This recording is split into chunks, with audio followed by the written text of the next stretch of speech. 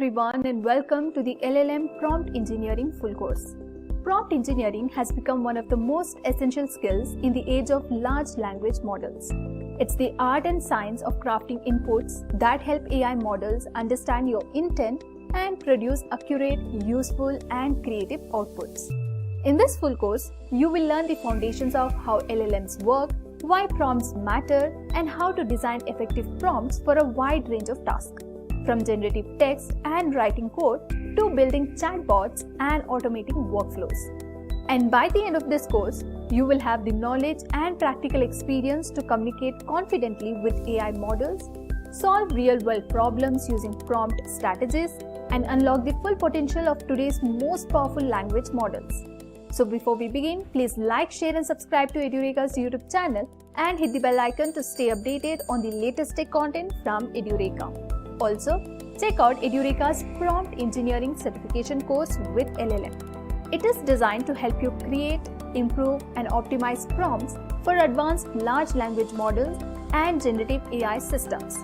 Through hands-on exercise, real-world projects and industry-relevant tools, you will develop expertise in prompt design patterns, chatbot prompting, AI workflow automation, NLP techniques, and LLM evaluation, equipping you with the skills needed to advance your career in AI. So check out the course link given in the description box below. Now, let us get started by understanding what large language models are. Now, let's answer the fundamental question, that is, what exactly is generative AI? Generative AI refers to algorithm capable of creating new content, whether text, images, audio, or even videos. It's like having a creative AI assistant that can take a simple input and produce engaging outputs. For example, GPT and Llama can write essays or code, while image generation models like DALL-E and Stable Diffusion can visualize unique scenes from descriptions. But let's look at some of the popular tools driving this innovation. Well, some of the standard tools in generative AI includes GitHub Copilot, which assists developers with code suggestions, and ChatGPT for text-based interactions. Image generation tools like Stable Diffusion and Midjourney helps creators bring visual concepts to life. Google's Gemini merges text and image capabilities, while Adobe Firefly extends AI's reach to creative suites. So, if you want to know how to use these tools, then check out our Generative AI examples video link in the description. So, you might wonder, where are these tools being applied? Now, let's explore them. Generative AI is transforming multiple creative fields. Image generation tools power visual design, music compositions algorithm create original scores, and AI assists video editors in automatic tasks. LLMs help generate and translate text, while code generation tools like GitHub Copilot boost developer efficiency. AI-generated voices are even being used in audiobooks and voice assistants. So now, let's take some of these tools and check. So this time, we will use Pictory AI and Flicky AI. First, let's explore Pictory AI. So for that, let's go to its site and check its functions. So we are at the Pictory AI site. And on the left side, we have the home, project and brand kits. And on the main screen, we have different features Pictory AI provides. So let's choose text to video. Here, let's write some names and description and press generate. Pictory AI is a tool designed for video creators that helps transform long-form content, such as articles or blog posts, into short, engaging videos. It uses AI to automatically extract key highlights and create professional-looking videos with minimal efforts. Due to its simplicity and time-saving capabilities, Pictory AI is popular for social media content creation and marketing. Now, let's see our next tool, which is Flicky AI. So now, we are at the Flicky.ai site.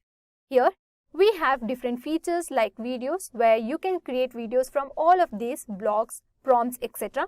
You can also create audios from these features, and then we also have a design feature.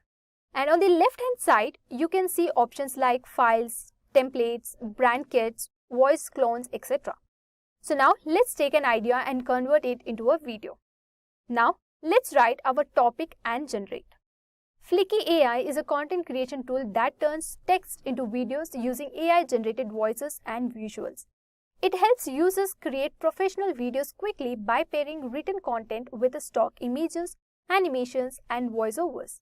Flicky is ideal for marketers, content creators, and educators looking to create engaging video content efficiently. Now that we have seen the applications, so let's step back and look at the journey that brought us here.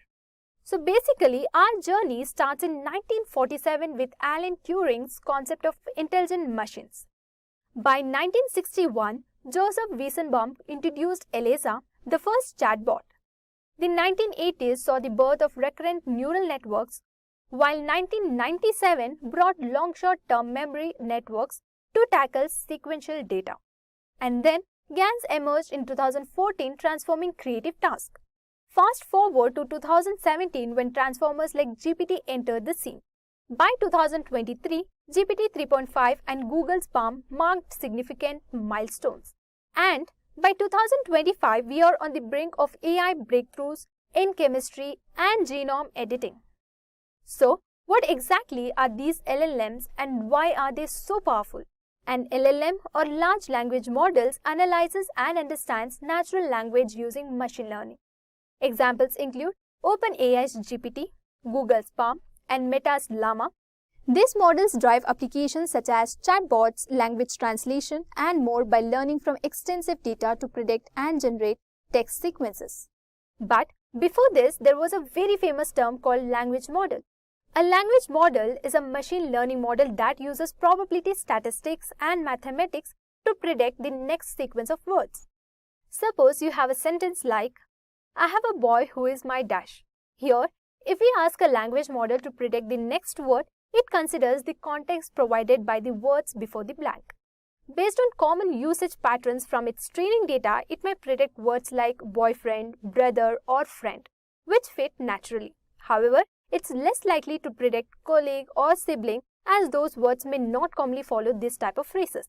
So this process shows how language models predict text by calculating probabilities for each possible word based on their likelihood in context. So, when a language model is trained on massive amounts of diverse text, it gains a wider vocabulary and more understanding of language, enabling it to make more accurate predictions. For example, if we give it a phrase like, you are a dash to me, a model trained on extensive data might suggest various fitting words, for example, friend, inspiration, or anything else. So based on this sentiment or context, it has learned from the data. Now here, reinforcement learning is used to improve the model's responses over time. By giving feedbacks, be it positive or negative on the responses, we help the model learn which type of responses are preferred in specific context. For example, if the model frequently misinterprets the tone or intent, the reinforcement learning helps adjust its predictions to be more contextually appropriate and aligned with the intended meaning. But what do these models look like under the hood? Well, LLMs are built on neural networks composed of input, hidden, and output layers. The hidden layer processes information to learn complex patterns, and more layers means the model can capture deeper insights. This structure allows LLMs to perform tasks from generating text to complex code completions. Now, how do these layers interact and function in real time? Now, LLM is based on the transformer, and a transformer uses deep learning to process any information coming to it. Now, let me tell you a story of three friends. Imagine we have three characters. First is our friend, the next character is Minion Bob, and the third character is Gru. So our friend asks Bob, what's the price of the jet? It must be $50,000. Minion Bob isn't sure, so he goes to Gru and asks, is the jet $50,000? Gru replies, no, it's $70,000. In this back and forth, Minion Bob is like the neural network layer trying to make an accurate guess. So each time he goes back to Gru, like receiving more data or feedback, he gets corrected if his guess is wrong, leading him to refine his response. Now, after the first check, Minion Bob returns to our friend saying, I guess it's more than $60,000. Our friend assumes it might be around $65,000 and sends Bob back to Gru to verify. Again, Gru corrects him, no, it's actually $70,000. So this process repeats with Bob adjusting his guess each time. Eventually, he learns that the correct answer is $70,000 and updates his knowledge. So, just like Minion Bob, neural networks make initial guesses based on available information. With each feedback loop, like Bob going back to Gru, the model's hidden layers adjust the parameters to refine its guesses, ultimately arriving at the most accurate prediction possible. So, after getting corrected multiple times, Minion Bob's guesses improve until he knows the price is $70,000. Similarly, in a neural network, gradually learning the correct answer through training. So, once the network learns, it can give accurate answers in future cases without checking every time. Now, let us move on to understand how LLMs work. LLMs begin the collection of datasets, then tokenize text and break it into a manageable pieces. Using a transformer architecture, they process the data sequence all at once, leveraging vast training data. LLMs contain millions of learned parameters that predict the text tokens and generate coherent outputs. Models often undergo pre-training for general knowledge and fine-tuning for specific tasks. So now, let's see some practical uses of LLMs.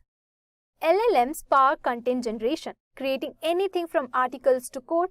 They excel in language translation, enhanced search engines, personalized recommendations, code development assistance, and sentiment analysis, which also owe much to LLM's predictive capabilities. So guys, are you ready to use all that knowledge in coding and witness how these LLMs come together to drive innovation? Whether through developing applications, analyzing data, or building smart assistants, the gear of technology keep turning to unlock AI's full potential. So now, let us look at our problem statement. So, one of the difficulties in the healthcare industry is effectively evaluating medical pictures such as MRIs, CT scans, and X-rays in order to identify anomalies and illnesses. This procedure takes a lot of time and calls for specialized understanding. Automated methods must be developed to help medical personnel recognize possible health problems in medical imaging. In order to provide better patient care, a system that integrates cutting-edge machine learning models with image analysis can greatly help in the early detection of diseases, including cancer, infections, and other illnesses. So the method uses generative AI to evaluate medical photos and generate a thorough diagnosis report based on the findings. This technology allows users to upload medical images, which the AI model then processes. Now, let us build our project on a medical image analysis application using Streamlit, Python, and an LLM of Google Gemini AI.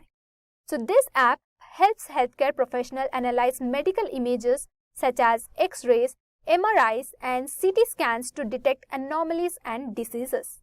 First, let's import the necessary libraries. So first, import Streamlit as ST. So if this is not working or showing an error, then open the terminal and write pip install Streamlit. And from pathlib, import path.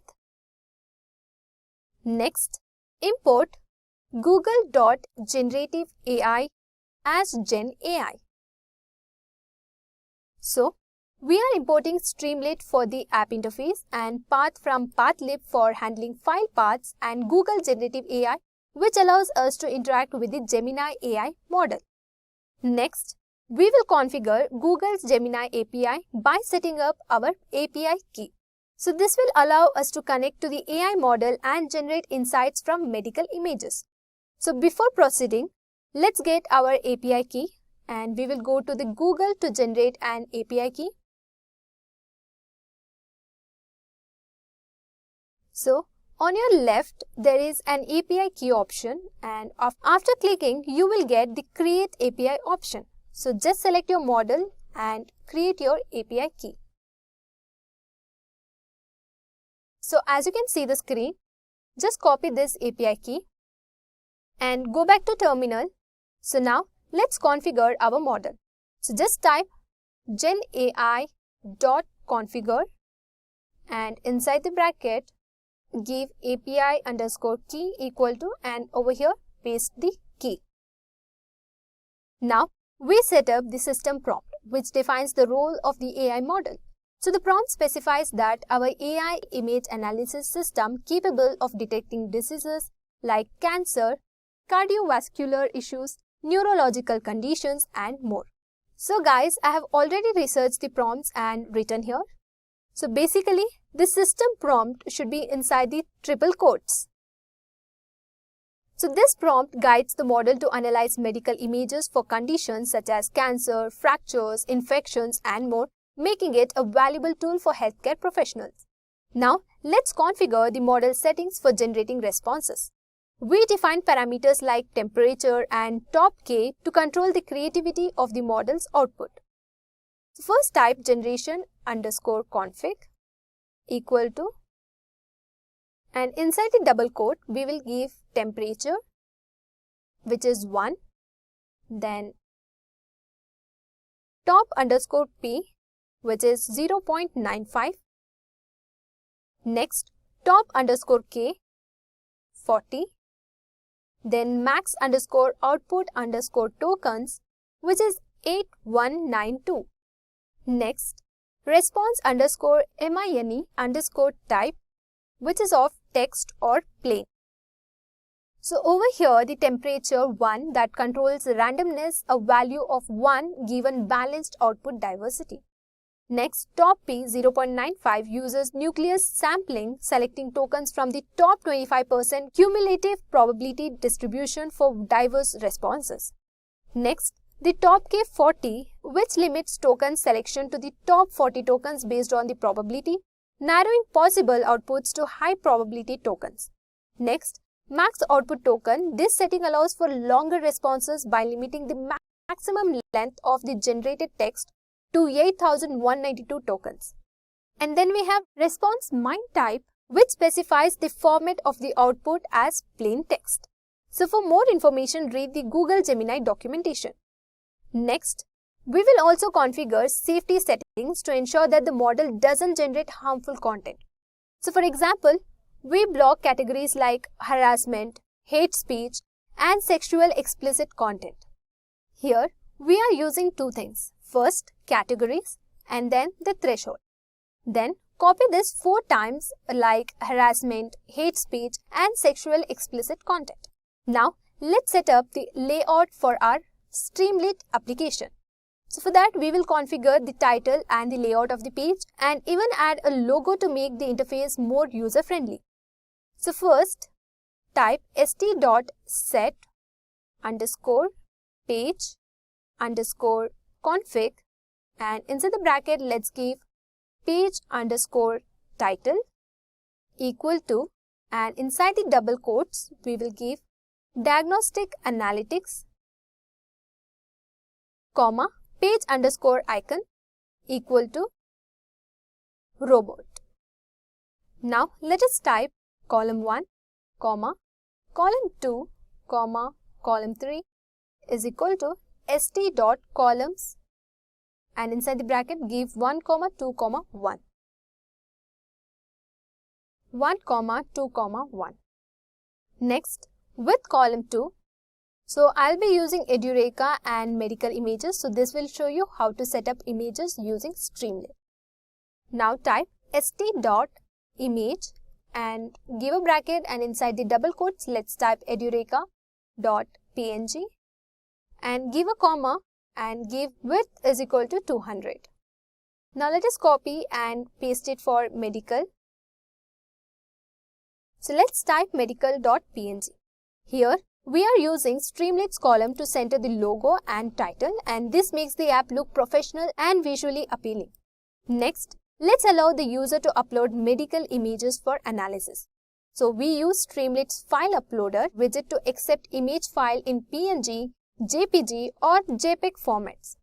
So for that, let's type upload_file equal to st.file_uploader and inside the bracket, inside the double quotes, let's type please upload the medical images for analysis, comma, type is equal to, so basically the image type is equal to and inside the bracket, inside the double quotes, let's give PNG, comma, JPG and JPEG.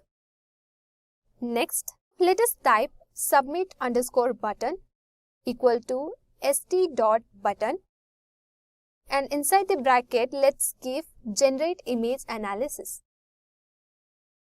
So here, when the user uploads a file and click the generate image analysis button, the model processes the image and prepare it for analysis. So once the user submit the image, we send it to the AI model for analysis, and then the model generates a response based on the prompt and image, which we then display in the app. So here, as you can see the screen, we have another function. So the if submit button, which runs the code when the submit button is pressed. Next, the image underscore data is equal to upload file.getValue. This actually gets the raw image data from the uploaded file. And next we have the image parts, where it creates a list with the image data in a structured format. Then we have the prompt parts. So this combines the image data and a text prompt for the model. So this part of the code actually sends the image and text prompt to the model to generate a response. And then we have the st.write, which displays the model's responses in the app. So here, we use the image data and system prompts to generate content with the Gemini AI model. The result is displayed as a detailed report with insights about the medical image. Now, it's time to test the code. So open the terminal and type streamlit run main.py. So once you enter, it will redirect you to our model interface. And there you go. So the model is ready. So here's a live demo of the app. We will upload a sample image and the app will analyze it and provide a detailed diagnosis based on the AI model's insight. So this is how we use Streamlit and Google's Gemini AI model to create a medical image analysis app.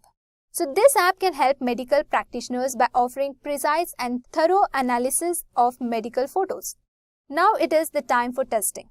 So let's take one image of any disease and test it. So upload the image from your computer. Then we will select an image and press the generate button. So as you can see, it's running. So it generates fabulous response and can help doctors in assisting their patients, saving time and money.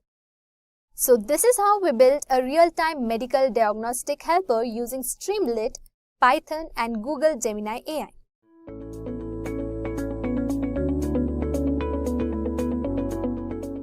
AI is transforming the way we interact with technology, and two key players in this revolution are LLMs and SLMs. LLM stands for large language models, whereas SLM stands for small language models. LLMs like GPT-4 and Gemini 2.0 are massive models trained on huge datasets, capable of generating highly sophisticated and nuanced responses.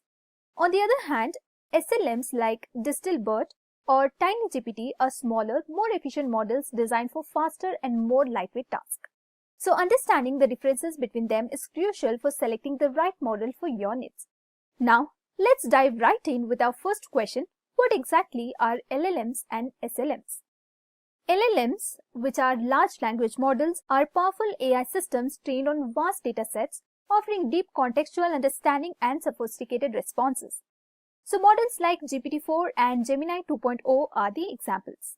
Whereas SLMs like DistillBert or TinyGPT are streamlined for speed and efficiency, excelling in lightweight tasks. So both serve distinct purposes, balancing quality, cost, and performance. Alright, now that we have got a good idea of what LLMs and SLMs are, let's talk about why this comparison is so important. As AI adoption grows across industries, the choice between LLMs and SLMs becomes more important. LLMs offer deep contextual understanding and complex outputs, while SLMs provide efficiency and speed.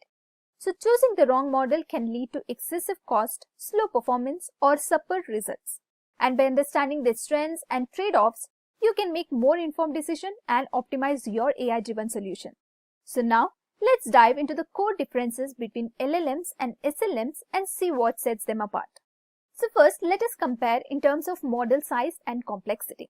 So when it comes to model size and complexity, LLMs often have billions of parameters and require vast computational resources to train and run. Their large size enables them to generate high-quality, context-rich responses. And on the other hand, SLMs are designed with fewer parameters, often in millions, making them lighter and faster. They prioritize efficiency over complexity, which makes them ideal for simpler tasks. Next, let us compare in terms of performance and output quality.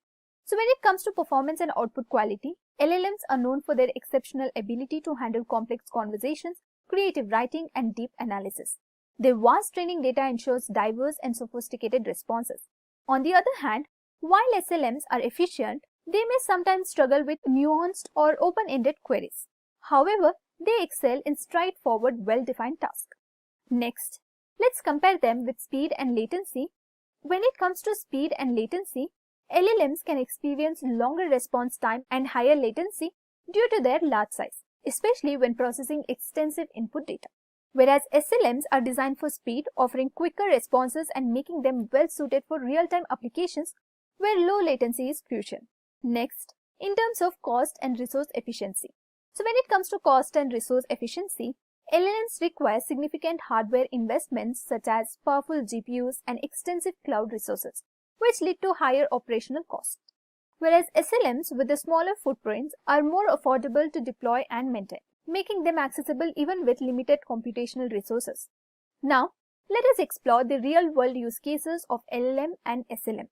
LLMs are ideal for creative content generation, customer service chatbots with advanced capabilities, deep data analysis, and long-form conversations.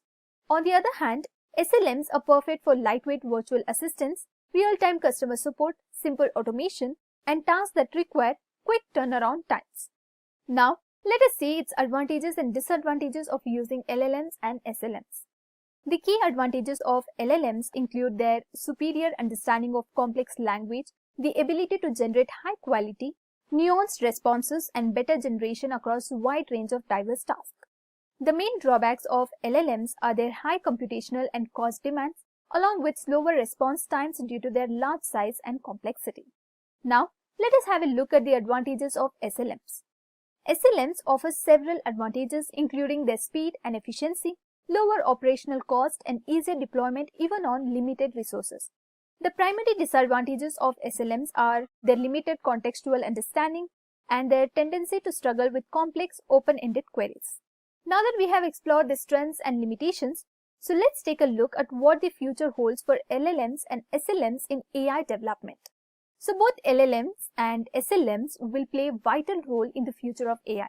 We can expect ongoing improvements in efficiency, quality, and adaptability. Hybrid approaches that combine the strengths of both models could become more common, offering balanced performance and scalability. So the conclusion we get is that the choice between LLMs and SLMs depends on your specific needs. So if you prioritize depth, nuance, and high quality output, LLMs are the best. So if speed, efficiency, and cost are more important, SLMs are the way to go. So by understanding their strengths and limitations, you can select the right model and unlock AI's full potential for your projects.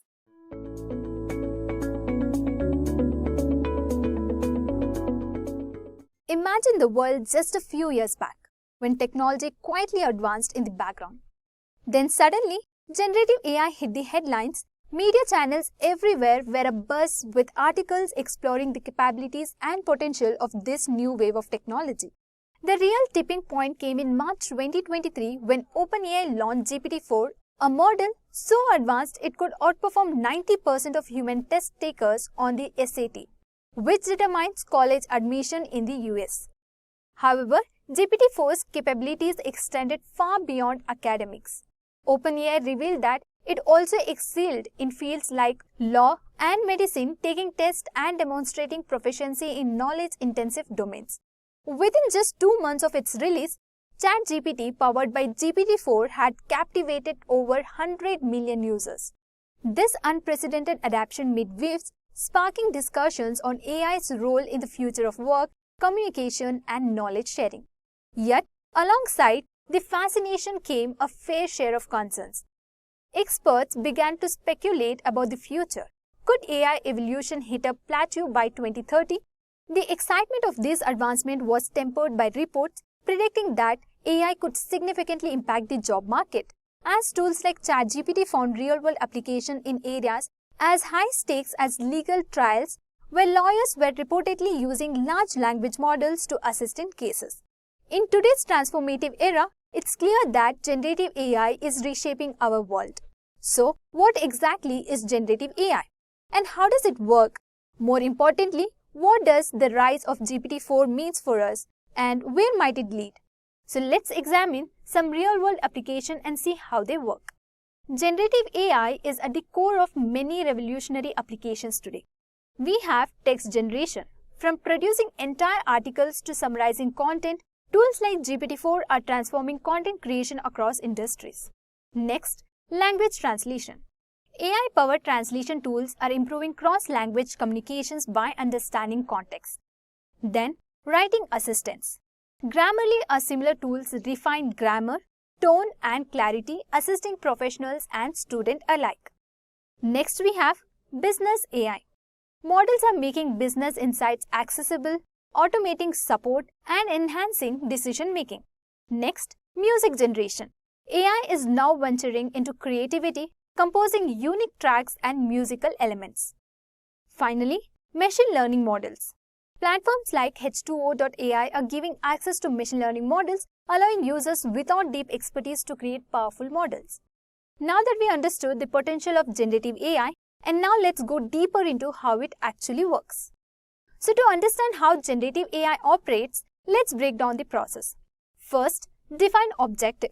So start with a clear goal, whether it's generating text, creating an image, or assisting with code.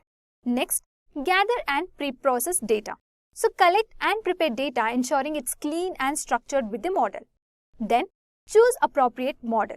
So select or design a model tailored to your needs, sometimes building on pre-existing models. Next, train the model. Feed data into the model so it can learn patterns and build into knowledge base. Next, evaluate and refine. So fine-tune the model as needed to optimize its efficiency and accuracy. Then, test and validate. Run tests to measure performance and accuracy, ensuring it aligns with the objectives. And finally, deploy and iterate. So once ready, deploy the model and continue refining it with user feedback and data. And this cycle ensures generative AI models stay relevant and improve over time. Now, moving on to the examples of generative AI tools. So many generative AI tools are available today, each with its own speciality. Tools like GitHub Copilot for coding, DALL-E 3 for image generation, and advanced language models like GPT are among the top players. And if you're curious to explore these tools further, check out the video link in the description covering popular generative AI examples. Now, let's look at the growing presence of generative AI across different sectors. First, in healthcare. Generative AI is projected to reach a $17.2 billion market by 2032, transforming clinical applications and healthcare systems. Next, education. The AI-driven education market is expanding, especially for students, teachers, and administrators, making personalized learning more accessible. And then, workspace. Generative AI adoption is rising with the highest impact in marketing and tech industries, followed by sectors like consulting and healthcare. Each graph shows a significant trend as generative AI is becoming integral in diverse fields and reshaping workplace roles. As we look ahead, generative AI is set to transform even more areas. And here are some key impacts we can expect. In AI-driven creativity, from art to music, AI will open new creative horizons. Next, AI personalizations. Tailored user experience will become the norm. Then, real-time generation. Real-time content generation will improve virtual assistants and automated responses. Next, AI in architecture.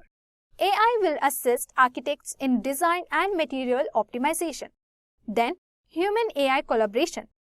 As AI matures, humans and AI will work in tandems to maximize productivity and innovation. Then, advanced AI models. We will see even more sophisticated models pushing the boundaries of what AI can achieve. Generative AI's future is promising, so with potential benefits that will enhance lives and drive economic growth. Now, are you guys ready to get hands-on? Stick around for a mini LLM project where we will build a YouTube video summarizer. We will show you how to extract video transcript, and then we will use an LLM to generate summaries and build a user-friendly interface using Streamlit. Are you excited? So now, let's jump in. So first things first, we need a solid environment for our project. First, open your terminal and let's create a new Conda environment to keep everything organized. Let's run the code using VS Code. You can also use other code editors such as PyCharm, but let's use VS Code for now. Now in the terminal, let's type the command for setting up the Conda environment in your editor. For that, run this command. Just type conda create -p virtual environment, which is venv python, and equal to, we are using 3.10, which is the Python version, and give -y. Here, the -p venv specifies the path and the environment name, while the -y skips prompt for a smoother install. So now, while that's setting up, let's create a few essential files. So first, we will create a .env file for our API keys and environment variables. Next, we will create a requirements.txt file for the libraries we will need, such as YouTube transcript API to extract transcript from YouTube, and Streamlit for our front end, then Google Generative for accessing the Google Gemini API, also the python.env for handling environment variables, and pathlib for the better path management. Now, with our files in place, let's set up the Google Gemini API access. Now, head over to the makersuite.google.com, and as you can see on the screen in the top left corner, you will get the API key interface. And once you click that, it will redirect us to the API key interface. Here, you can see a button which is Create API Key. So simply click on that and select your model and press Create API Key in the existing project, and then your API key will be generated. Now, copy your API key, and once you have got the API key, open your environment file and add it there.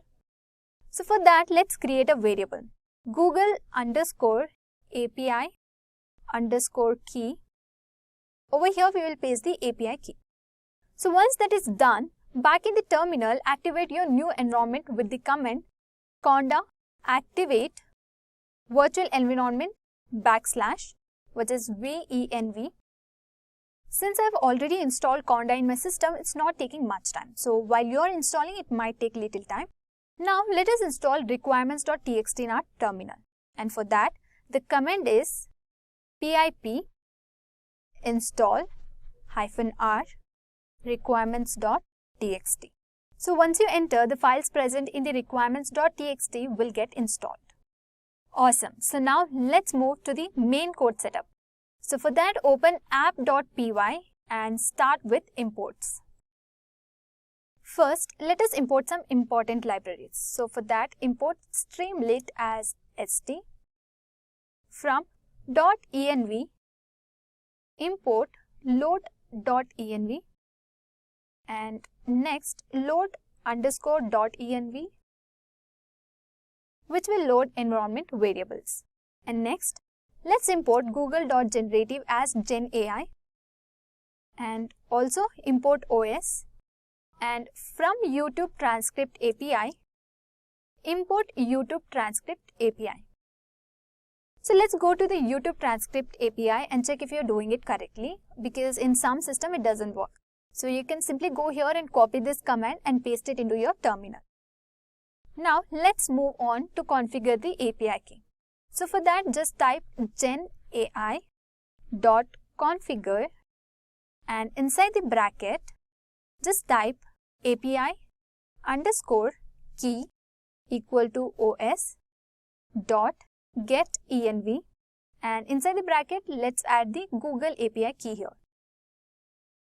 Now, to prompt our model, we will use a template like this. So simply type, please summarize this YouTube video transcript in 250 words or less, highlighting key points. Now moving on to extracting YouTube transcript. So for that, to fetch the transcript, we will create a function. So here in this code, as you can see on the screen, the function extract transcript details takes the YouTube URL as an input and retrieves the transcript of the video if available. First, it extracts the video ID from the URL by splitting the URL at the equal sign and taking the second part. And using YouTube transcript API .getTranscript video ID it fetches the transcript data for the video ID. And it then combines the text from each part of the transcript into a single string. And if there is an error, like example, no transcript available, it prints the error and returns none. So this function effectively converts a YouTube video URL into its textual transcript. Next, let's write a function to generate the summary. Here, the generate Gemini content function generates the content based on the combination of transcript text and a prompt. So it first initializes a generative AI model called Gemini, and then the model creates a content processing the combined input of prompt and transcript text. And finally, it returns the generated text from the model's response. So this function effectively uses the Gemini model to produce AI-generated content based on the specific text inputs. Now, let's move on to building the front end. Now, to connect it all with Streamlit, first add a button labeled Get Detailed Notes. So when clicked, it prompts the user to enter a YouTube link in a text input field. And it uses the Extract Transcript Details YouTube link to get video transcript. So if the transcript is successfully retrieved, it generates a detailed summary with Generate Gemini Content, Transcript Text or Prompt. So finally, it displays the summary under the headings Detailed Summary. Now let's give a finishing touch to our app. So for that, let's make it look great. You can add headers and also you can give a footer, and maybe you can also add a YouTube icon to it, and even customize colors, and incorporating thumbnails if the link is valid will create an even richer experience. Now let us test the app. So finally, let's run a command streamlit run app.py. As you can see on the screen, our app is successfully running, and now let's check if it's running fine. So for that, let's open our YouTube, and here select a video that you want a summary of. So copy the link, paste a YouTube link into the app and hit generate. As you can see on the screen, it is running, and in just a second, you will get the summary of the video. It has given us the summary of the video. Also, there is no limit to the app, and it will consider even the longer videos. And that's it. With just a few lines of code, we created a powerful YouTube summarizer using Streamlit and Google Gemini.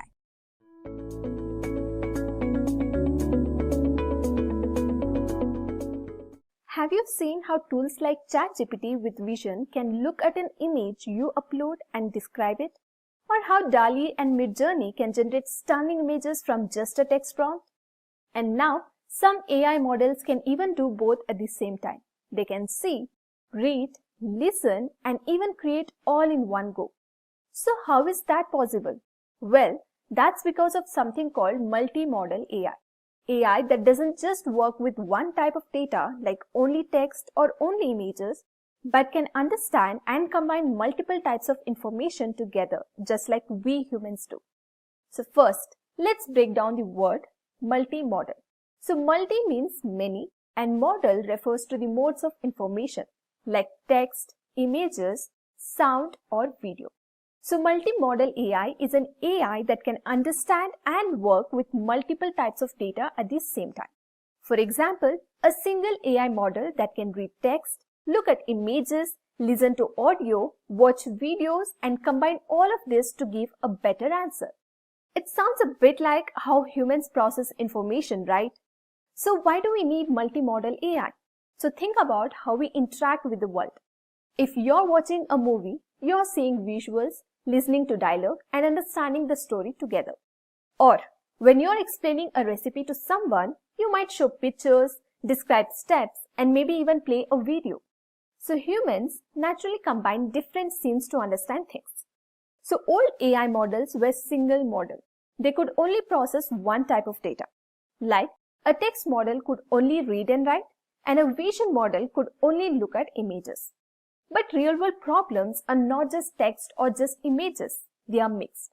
So multimodal AI bridges this gap and it lets AI connect the dots between text, visuals, audio and more. So how does multimodal AI work?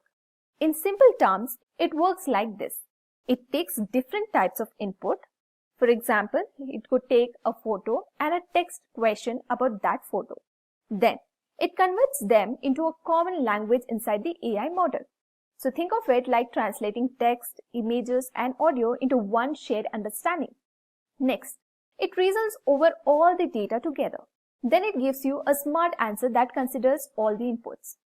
So for example, you show AI a picture of a dog and ask, what breed is this?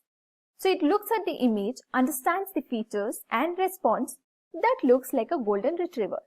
So it's combining vision plus language to answer. Now let us go through a working diagram of a full multimodal pipeline. So as you can see the screen, first it takes different inputs. It could be a text, image, or even a video. Then it encoders for each modality. Later, these inputs will be translated into common AI language. Then, a multimodal transformer uses cross-attention to connect relationship across text, images, and audio. And finally, the model generates a response. So let me take another example to explain this diagram. So as you can see, we have different inputs. So the model can take text, images, audio, or even video as input. Next is the encoders for each modality. That means a text encoder converts words into vectors, and an image encoder converts pixels into vectors, and then an audio encoder converts sound waves into vectors. Next is the shared embedding space, where all these different inputs are translated into a common AI language, which is a vector space where similar meanings are close together. For example, the word car and the picture of a car are mapped close together. Next is the fusion plus reasoning layer, where a multimodal transformer uses cross-attention to connect relationship across text, images, and audio. For example, it links the word red to the red region of the car image. Next is the output generation. So finally, the model generates a response, which could be text, a caption, an image like DALL-E, or even sound. Alright, I hope this is clear now. So now let's look at some real-world examples that make it easier to understand. So first we have ChatGPT with vision. So if you upload an image to ChatGPT and ask what's in this picture, then it can describe the objects, text, or even analyze data like a chart. So that's multimodal AI. It's using both image understanding and text generation together. The next example is Google Lens. So when you point your camera at something, Google Lens can recognize the object, read the text in the image, and translate into another language. Again, it's a vision plus language plus translation all in one model. The next example could be a self-driving cars. So autonomous cars like Tesla's uses multimodal AI because they have to see the road through cameras, read traffic signals, hear alerts, and also process maps and text instructions. So they combine all these modes to make driving decisions. Next is the healthcare AI. So doctors now use AI that can look at medical images like X-rays and also read patient reports, combining the information to help diagnose diseases more accurately. But why is multimodal AI a game changer? Multimodal AI is powerful because it's closer to human intelligence. We don't rely on one sense, we combine many. And it makes AI more flexible because one model can handle text, images, audio, and more. It can solve more complex problems like explaining what's happening in a video or understanding a full conversation with context. Alright, now for those of you who want a bit more technical depth, here's a quick peek behind the scene. So as I discussed earlier, a multimodal AI uses transformer-based models, the same type of models behind GPT. So the text, images, and audio are all converted into a common representations, like a shared language of numbers called embeddings. For example, a picture of a dog and the word dog are both mapped into a similar space, so the AI knows they mean the same thing. Then, the model can reason across all modalities together and generate an output. A great example is Clip from OpenAI, which connects images and text. Another is Google Gemini, designed from the ground up as a truly multimodal model. So what is the biggest challenge? So, the different types of data have different formats and complexity. Combining them efficiently without losing meaning is still an ongoing research area. So it's not just a magic, so it's smart design that lets the AI translate everything into one common understanding. Let's now look at some of the most important multimodal models, how they work, and where they are used. So here are the key multimodal models. So first on the list we have CLIP, which is CLIP, which stands for Contrastive Language Image Pre-Training from OpenAI. So let's see how it works. So it has two encoders, a text encoder and an image encoder. So both encoders map inputs into the same embedding space. So during training, it learns this caption matches this image and this caption does not match that image. So it uses contrastive learning. It pushes correct pairs closer and incorrect pairs further apart. So here is the working diagram. So it takes the input, be it image or text, and then it encodes. So an image is a vision encoder and for text is a text encoder. Then it is shared to an embedding space. And finally, it generates the output. So let's have a look at the use cases. So it is used in DALL-E and Stable Diffusion to align text prompts with images. Next, it is used in zero-shot classification, where you give it a photo of a dog versus a photo of a cat, and it recognizes which one matches the image without retraining. And then it is used in search, where it finds images similar to this caption. Next, moving on to second model, which is BLIP2. It stands for Bootstrapping Language Image Pre-Training. So let us see how it works. So first, it connects a frozen vision encoder, for example, a CLIP or VIT, with a frozen large language model, which is LLM. A query transformer acts as a bridge, where it converts visual features into a language-friendly representation. So here is the working diagram. The AI first looks at the image and turns it into features, like objects, color, and shapes. Then, a small bridge model called QFormer takes those visual features and converts them into a format the language model can understand. Next, the large language model then reasons about the image features just like it reasons about text. And finally, it generates a text answer or a caption describing the image. So, vision encoder sees and QFormer translates and the LLM explains. So let's have a look at the use cases. So first, it is used in visual question answering. For example, what's in this picture? Next, in the image captioning, where it can give it like a man riding a horse on a beach. Next, in a chatbots with vision, for example, where you upload an image and ask questions. Okay, the next model on our list is Flamingo from DeepMind.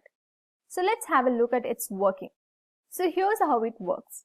So first, it's a few shot multimodal model. It doesn't need huge fine-tuning for a new task. And then it uses gated cross-attention layers to integrate image plus text inside a frozen LLM. And it can reason across multiple images and a long text sequence. So it looks at the image, reads a question, connects both through cross-attention and then explains it. So let's have a look at the use cases. So it is used in multimodal chatbots like look at these 5 images and now answer this question. Next, it is used in educational AI, where it reads diagrams plus answer questions.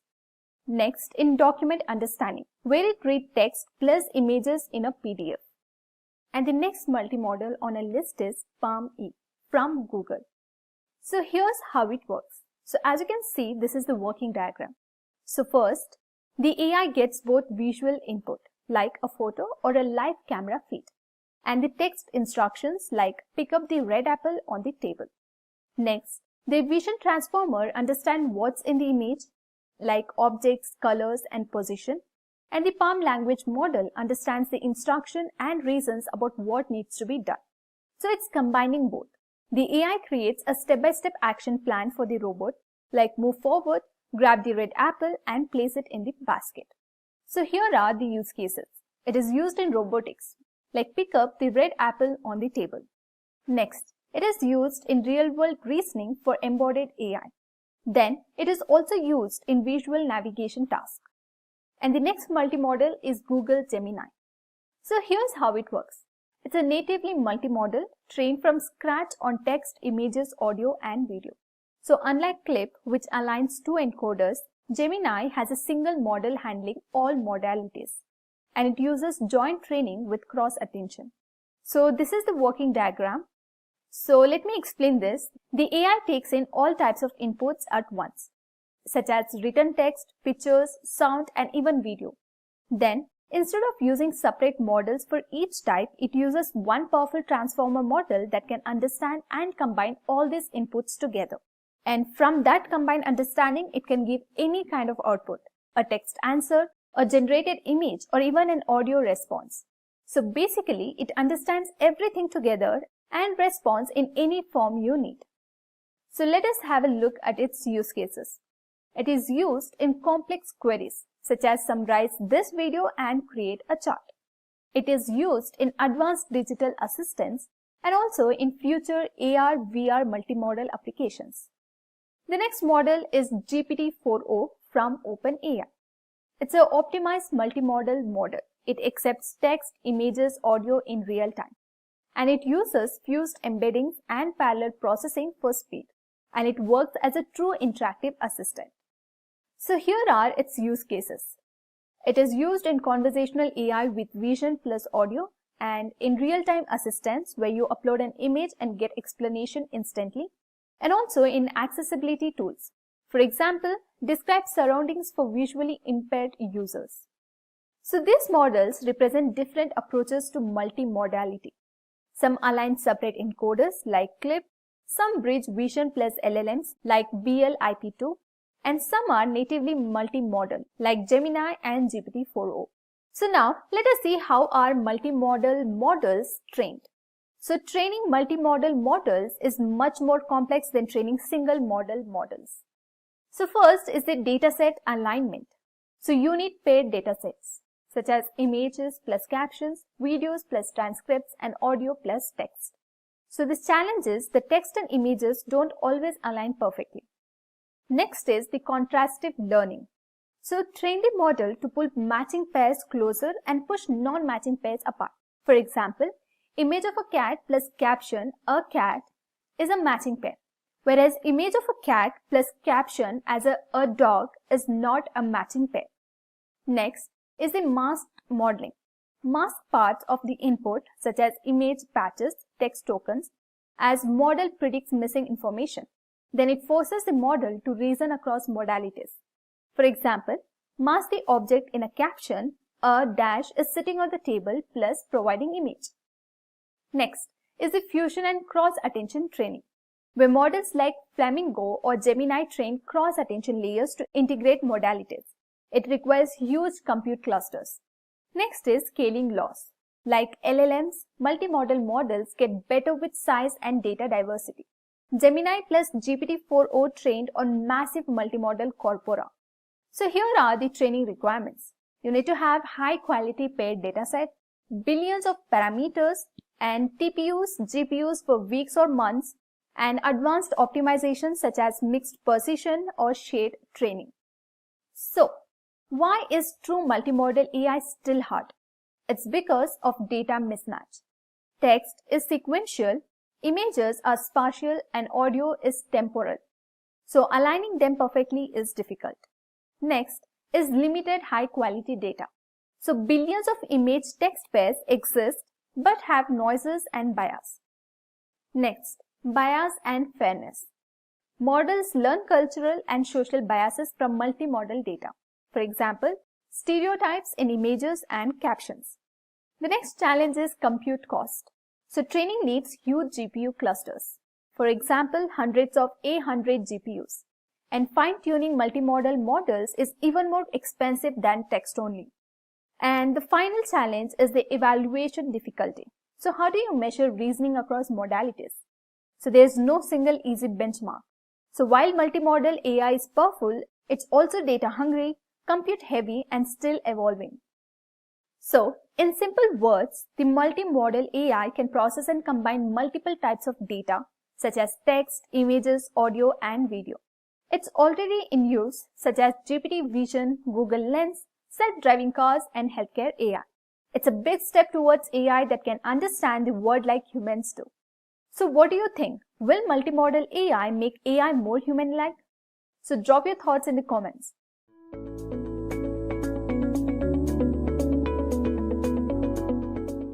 Prompt engineering is an interesting field that combines artificial intelligence and human language understanding. In this field, professionals and researchers work to create prompts or instructions that effectively guide AI systems to produce the expected outcome. Whether it's fine-tuning language model, designing prompts for specific tasks, or optimizing human-machine communication, prompt engineering is crucial for leveraging the power of AI for a variety of applications. Imagine you're developing a virtual assistant application using a large language model such as GPT-3. The goal is to provide users with an engaging and helpful experience by designing effective prompts that generate informative and relevant responses from the model. So let's consider a scenario in which the virtual assistant assists users with the travel planning. So here's how prompt engineering plays a major part. So the scenario is you're planning a trip to Paris and want the virtual assistant to provide recommendations for activities, restaurants, and landmarks to visit during your stay. So let's say you're looking for a help with a traditional prompt and you ask for, what should I do in Paris? And the virtual assistant will assist you here, like, here are some recommendations for activities in Paris. And here's how the enhanced prompt through prompt engineering respond to your queries. So if you input a query that goes like, hey there, I'm super excited about my upcoming trip to Paris. So could you please recommend some must-visit places and activities for me? Then the virtual assistant will generate the response as something like this. So of course, Paris is an amazing city with so much to offer. So here are some must-visit places and activities, and it continues with the explanation about each place. I hope you got the idea of how enhanced prompt provides users with an engaging and helpful experience by designing effective prompts that generate informative and relevant responses from the model. So now let us understand what exactly is prompt engineering. Prompt engineering is a method used in natural language processing, that is NLP, and machine learning. It's all about crafting clear and precise instruction to interact with large language model like GPT-3 or BART. So these models can generate human-like responses based on the prompts they receive. Think of prompt engineering as giving direction to these models. By crafting specific and concise prompts, we guide them to produce the response we want. So to do this effectively, we need to understand the capabilities of the model and the problem we are trying to solve. Fine-tuning prompts allows researchers and developers to improve the performance and usability of LLMs for a variety of applications, including text generation, question answering, language translations, and others. Effective prompts engineering necessitates a thorough understanding of the underlying model's capabilities as well as the problem domain and desired result. Now, let's find out why prompt engineering matters for AI. So, prompt engineering is important in AI because it improves model performance, customization, and reliability. By creating clear and tailored prompts, developers can help AI models produce more accurate and relevant results, reduce biases, improve user experience, and address ethical concerns. In simple terms, prompt engineering ensures that AI systems produce useful and reliable results that meets the needs of users while adhering to ethical principles. So now let's consider an example in the context of text generation for generating product description. Assume you're using an AI model to create product description for an online store. So without prompt engineering, you may issue a generic prompt such as generate a product description for a smartphone. So without prompt engineering, you would get something like this. This smartphone has a high-resolution display, powerful processor, and a long-lasting battery life. The given prompt is less effective because it lacks specificity. So it simply says generate a product description for a smartphone. So this may make it difficult to come up with an idea and write something engaging and informative. So having a good prompt can make a significant difference in your writing. They give you a clear idea of what you need to write about and keep you focused and organized, making it easier to generate ideas and express yourself.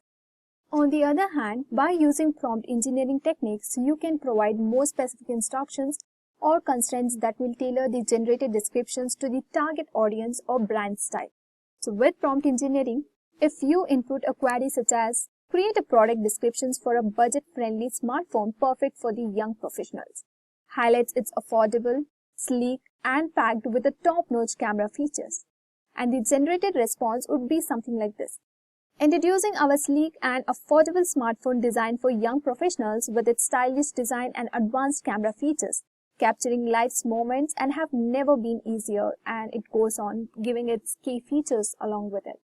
So through this example, we understood that prompt engineering enables the creation of a product description that is useful to the target audience and highlights specific features based on the instructions provided. So this shows how prompt engineering can improve the importance and effectiveness of AI-generated content for specific applications. To help AI models give accurate answers, it's important to create clear prompts. So here are some simple rules for generating effective prompts. First, make it clear. So clearly explain what you want the AI to do. Unclear prompts might confuse the AI and lead to wrong answers, so make sure that the prompt is clear. For example, the unclear prompts is something like write about cars. So where we have not mentioned which type of car or anything much in details. Whereas the clear prompt is write a description of a red convertible sports car. Next, give context. So provide enough information so that AI understands the task. So this helps it give accurate response that makes sense in the given situation. So for example, prompt without context is write a story. Prompt with context is write a story about a girl who discovers a magic book in her attic. Next, show examples. Use examples to show the AI what you are looking for. So this helps it understand the type of response you want. So for example, the prompt without example is describe a beach scene.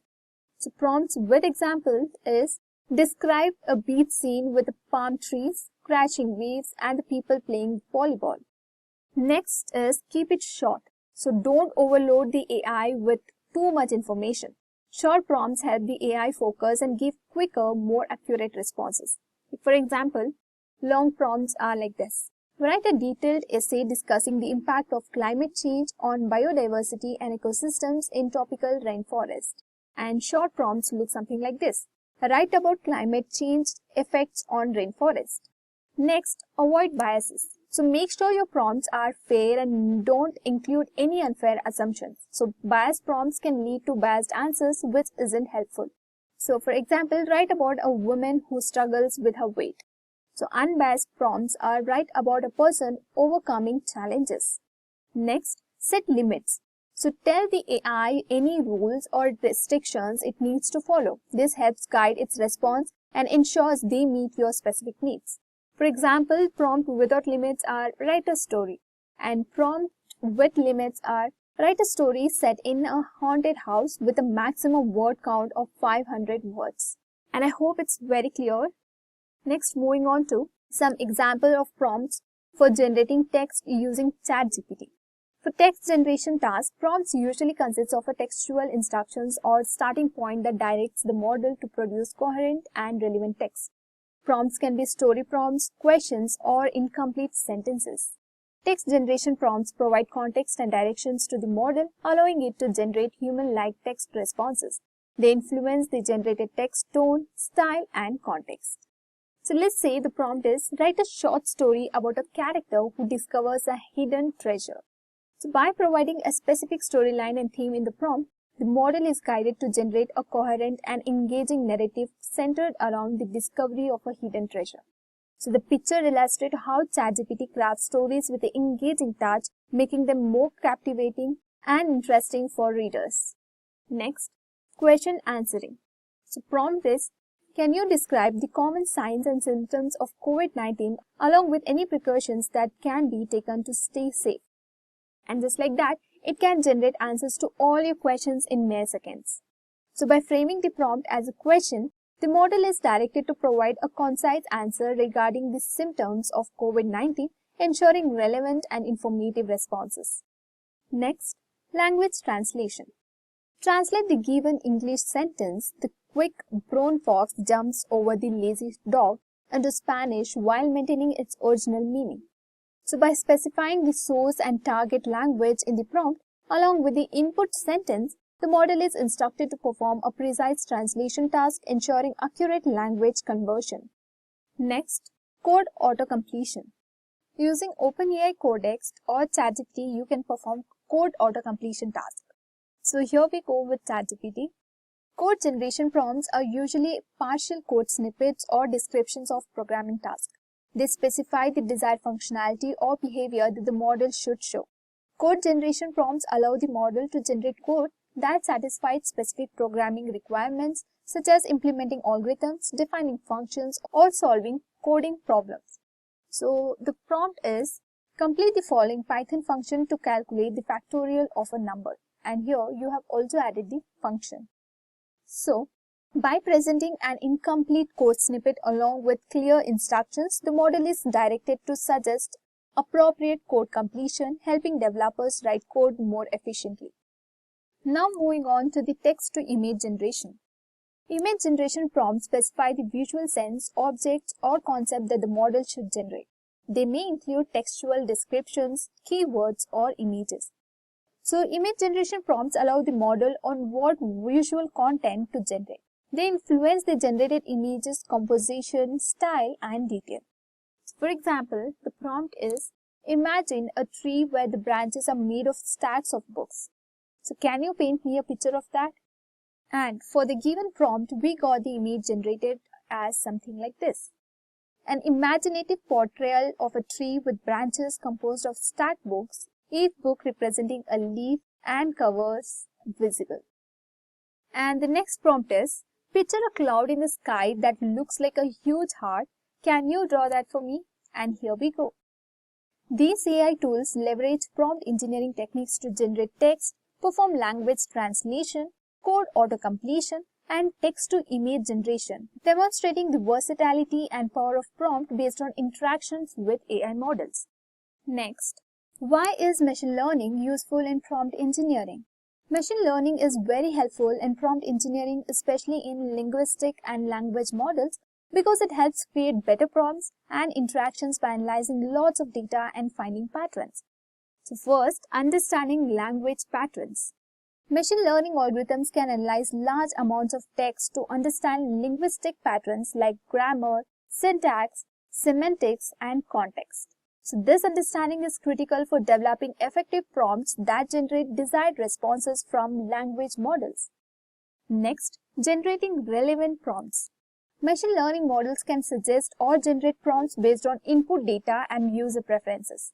These prompts can be tailored to specific tasks, domains, or user requirements, making them more useful and efficient for guiding language models. Next, optimizing prompts design. Machine learning techniques can be used to optimize prompt design by comparing the performance of various prompts and selecting the one that produces the best result. This iterative process improves prompt engineering practices and the overall performance of language models. And the next is personalizing interactions. Machine learning enables personalized interaction by creating prompts to individuals' users' preferences, history, and context. This personalization increases user engagement and satisfaction with the language model interaction. Next, improving model performance. Machine learning algorithms can be used to fine-tune language models based on prompt response pairs, increasing their performance and accuracy over time. Language model can be trained on a variety of datasets and prompts to produce more relevant and contextually appropriate responses. And next, mitigating bias and misinformation. Machine learning techniques can help identify and mitigate preferences in prompt engineering by examining prompt responses pairs for potential biases or inaccuracies. Language models can produce more fair, inclusive, and reliable results by detecting and correcting for preferences. And I hope it is clear why machine learning is useful in prompt engineering.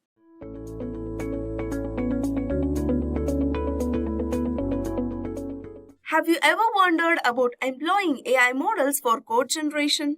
These models help with a task like software development automation by converting natural languages into executable code. Let's explore the principles and examples of prompt engineering, which helps to improve software development processes by enabling efficient code generation. What is prompt engineering for code generation? Prompt engineering is a process that creates a specific prompts or instructions for AI language models to generate a code snippets or scripts. It involves defining objects, using relevant keywords, providing examples, and being specific and concise. This process enhances the accuracy, efficiency, and relevance of code generation tasks performed by AI models. Understanding how prompts LLMs can lead to more powerful and efficient applications. Now, let's understand the principles of prompt engineering. These principles provide a basic guidelines that can create a consistently used to increase prompt engineering effectiveness when it comes to code generation tasks. First one is clarify objective and understand task or goal. And second one is utilize keywords and specificity. And the third one is provide examples for context. Next one is conciseness and relevance. And the last one is encourage creativity and adaptability. Let's understand them in brief. First one is clarify objective and understand task or goal. Here, understanding what you want from code output, including inputs, outputs, evaluation criteria, and any constraints or difficulties is essential before creating a prompt. It is easier to develop prompts that accurately guide the model towards a desired outcome where there is a clarity. And the second one is utilize keywords and specificity. Including an appropriate keyword in a prompt helps to communicate the specifics of the task to the model. By avoiding inconsistency and using a clear language and instructions, you can make sure that the model produces a precise and focused code. Rather than requesting a function to process data, for example, be explicit about the kind of data and expected actions. And the next one is provide examples for the context. The model can better understand the expected output format and functionality by referring to the examples. Prompts are made more understandable by providing a specific examples of the desired code, which helps the models to understand the task. This will increase the probability of producing a code that is in line with the expectation. And next one is conciseness and relevance. The prompts needs to be brief, concentrating on relevant information that is crucial to the assignment and excluding unnecessary informations. Code generation is made more efficient by the model's simplified decision-making process, and clear and concise prompts reduces the confusion. Removing irrelevant information lowers noise and improves the timely efficiency. And the last one is encourage creativity and adaptability. Flexible prompt formulation allows for experimentation with the various strategies, such as linguistic structures, constraints, or templates. Continuous improvements in prompt by tracking a model outputs and iteratively improving prompts. This design creativity maximizes the code generation results by adapting to our various scenarios. Now, how prompt engineering is employed in various tools for code generations.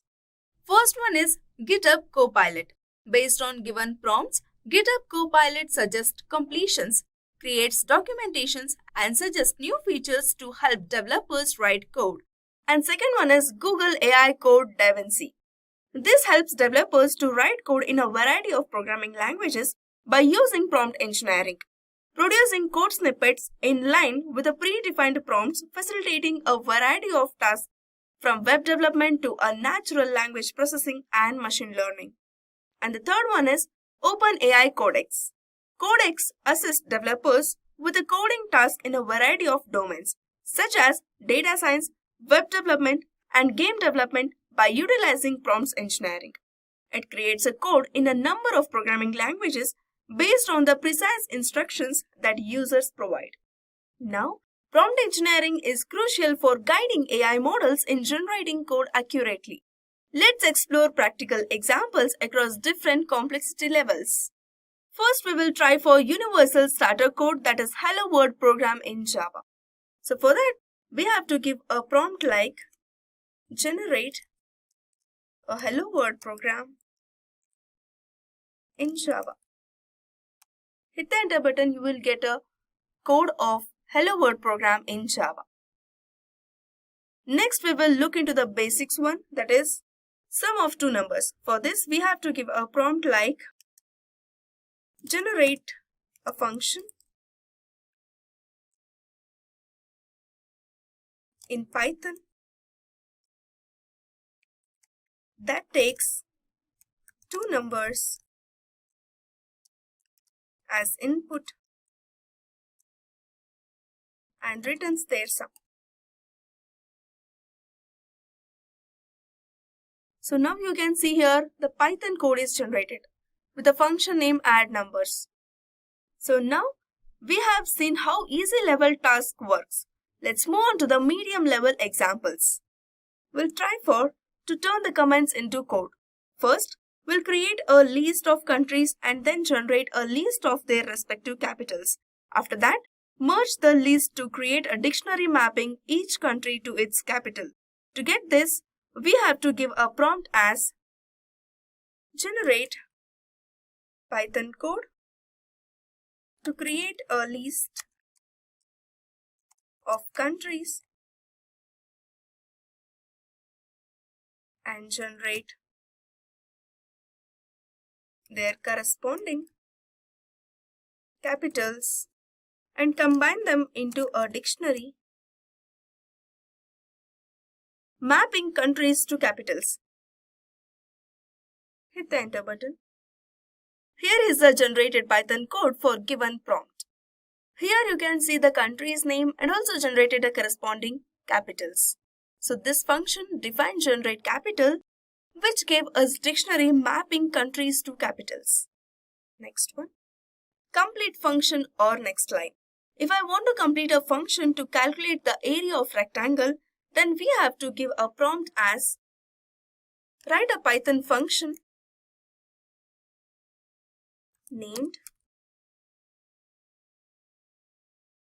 calculate rectangle area that takes a two parameter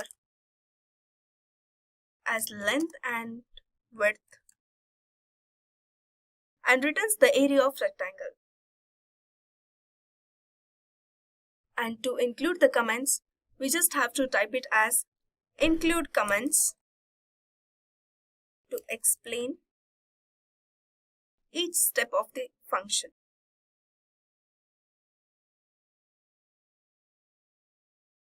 So in this code, you can see the function name which we have given in the prompt, that is calculate rectangle area with the parameters length and width.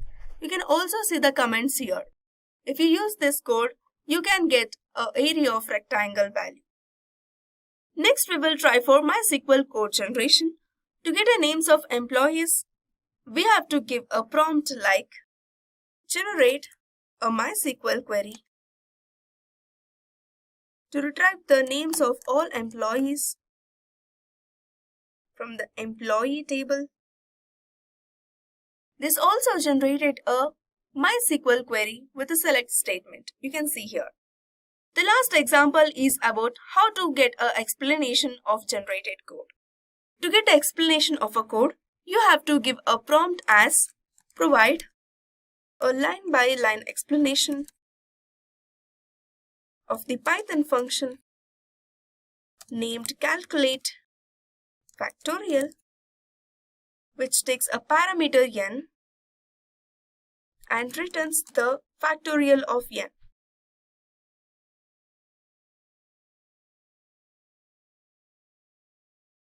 Here in this code, you can see a function name so-called calculate factorial, which we mentioned in our prompt.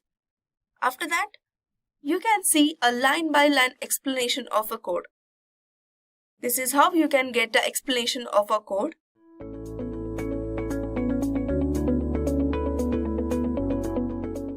Embarking on the creation of AI persona chatbots opens up a thrilling and financially rewarding chapter in the realm of artificial intelligence chatbots. This innovative venture stands out because it normalizes the field of AI, removing the barrier of technical expertise. In other words, you don't need to be a programmer or have any coding background to dive into this creative process. Platforms like Flowise are at the forefront of this revolution, offering intuitive tools that simplify the creation of these sophisticated chatbots. With such platforms, the process becomes accessible to everyone, empowering users to bring to life digital avatars of well-known personalities, celebrities, or influencers. These virtual entities can serve various roles, acting as personal assistant, ready to manage tasks, or offering guidance and tailored advice to users' needs. Firstly, we need to equip our systems with some tools, so let's proceed with installing Flowise. Now, in order to install Flowise, we need to visit the Flowise official website. So let's check that out. So I'm going to type Flowise Okay, so here's the official website of the Flowise. I'm also going to add this link to the description. You guys can also access it from there. Then in this official website, you can see the GitHub link over here. So we'll go on GitHub. Then we'll scroll down. And here we see the quick start option. And this quick start, we have all the steps to start with the Flowise. So firstly, it says to install Node.js. So we'll do that. So over here, based on your system, you can just download the Node.js. So I have already downloaded the Node.js in my system. So I'm not going to repeat the step, but you guys can follow on that. Then again, over here, these are the commands which we have to type on our command prompt. And over here, the first command that you see on your screen is to install the Flowise. Okay, I have already installed Flowise in my system, but you guys have to follow this step if you are new into the Flowise. I have already installed the Flowise in my system, but for the first timers, you have to put this command in your command prompt. So I will go directly with the start Flowise. So this command I'm going to copy and I'm going to put it on my command prompt.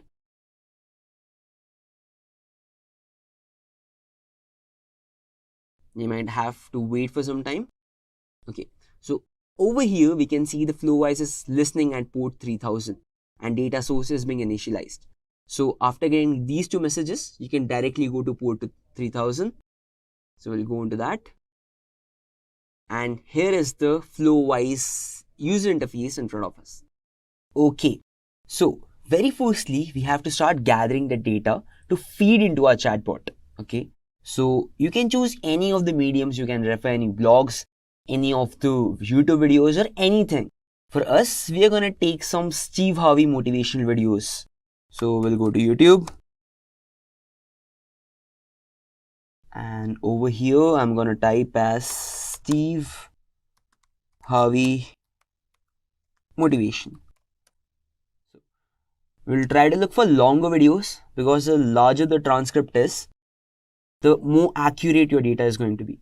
So this is pretty long. So in order to download the transcripts, what you have to do is just copy the link of this video. Copy. I'm going to mute it. Not this one. And then we need to go to the site YouTube transcripts. Then over here, we need to paste a URL. Go. And over here, you have the access to the complete transcript. So what we're going to do is just copy the transcript from here. And then we need to save it to our system. So I've already prepared a folder called transcripts. And you can see 2 transcripts I have already written.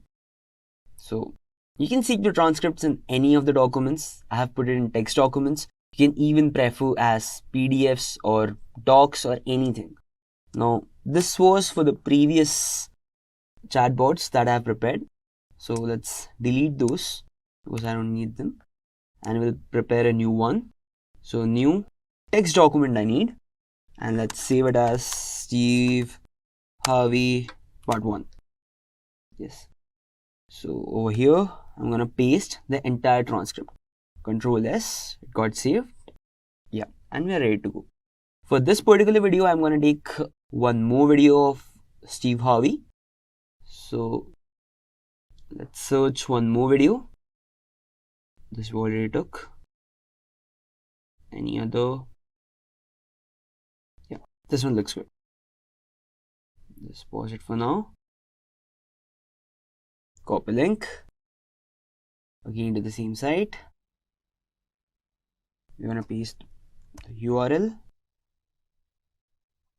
Yeah. And we are going to copy the entire transcript. Then again, we're going to go to our system. New text file. Let's give it Steve Harvey part 2. Open, Control V, Control S. Yeah, and we're ready to go. So after downloading this transcript, let's go back to our Flowise. So Here we have Flowwise. Then I'm going to click on Add New. And here's the canvas where we are going to make our chatbot. So in order to start that, go to Add Nodes. Go for Chains. And here we have Conversational Retrieval QA chain. Just drag and drop it to the canvas.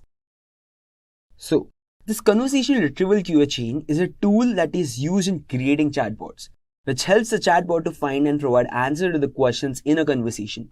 You can think of it like a library system inside the chatbot that helps in understanding what you're asking and then search through its knowledge to give you best possible answer. This chain is a sequence of steps that the chatbot follows to make sure it understands the questions correctly and retrieves the right information to help you. And over here in the Conversational Retrieval QA chain, you can see as chat model, vector store retriever and memory as the inputs. And the final output is a Conversational Retrieval QA chain. So let's find the input of these. Okay. So our first input is chat model. So we are now go to Add Nodes and we'll look for chat models over here. And for this chat model, we are going to choose Chat OpenAI. Again, drag and drop. We are going to put it here. Now, you can check out the output as Chat OpenAI. We are going to connect its output to the input of Conversational Retrieval QA chain, especially to the chat model section. Yes. Now, let's check the second input, which is vector store retriever. So we're going to go to plus nodes. Then we're going to look for the vector stores. And where is it? We need in-memory vector store. This one. So drag and drop over here. Now, this in-memory vector store is actually a database that our chatbot is going to follow through. In this document section particularly, we are going to put our transcripts. So let's connect its output to the vector store retriever input of Conversational Retrieval QA chain. So, as I already told you, in this document section, we are going to store the transcripts that we have downloaded. So how to do that? Again, add nodes, go to document loaders, and then select folder with files. Drag and drop, put it over here, output to the input. Now, in the folder path section, we have to put the path of our transcripts. So over here, Control C, and again to our Flowwise, folder path, Control V. Okay. Now, we can also see one input as text splitters. So let's also take care of that. So we go down, here we have text splitters, and we're going to take cursive character text splitter, drag and drop over here. The chunk size is already 1000, which is good enough, and chunk overlap, let's put it to 200.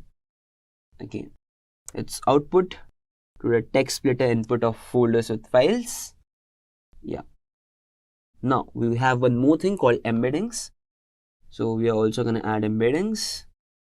So, okay, over here we have embeddings, and we have OpenAI embeddings. We're going to put it over here. Yeah.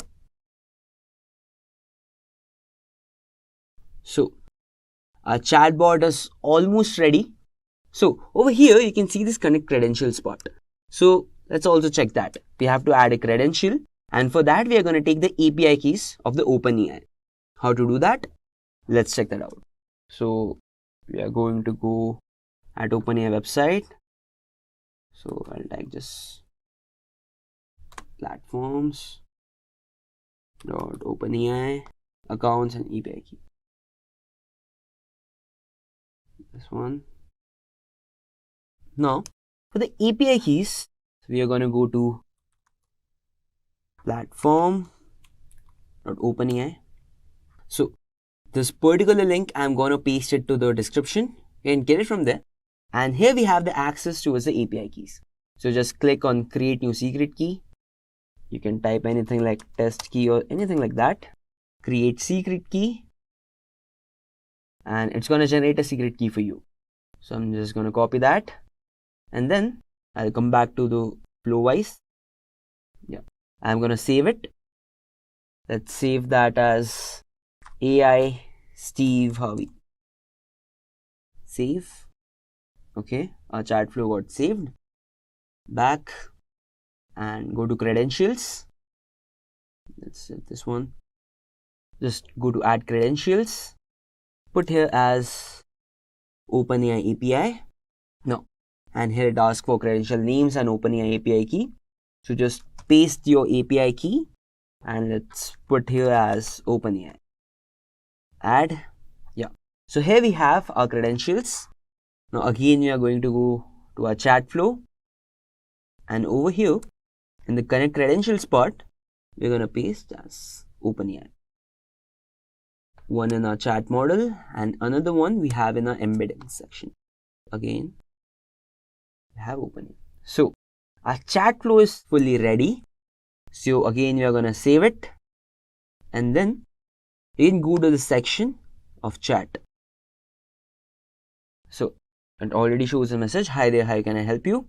Firstly, I'm going to say hello. Now, it's going to take some time and it's going to show error. Okay, it showed how hello, I can assist you. I'll tell him to introduce yourself. Okay, I'm an AI assistant. I'm here to provide you with information assistant. So, our chatbot is kind of working, but we want our chatbot to have a personality of Steve Harvey. How to do that? Let's check that out. Now, in order to give that personality of Steve Harvey, let's go to the additional parameters of the retrieval QA chain. And over here, you have a space.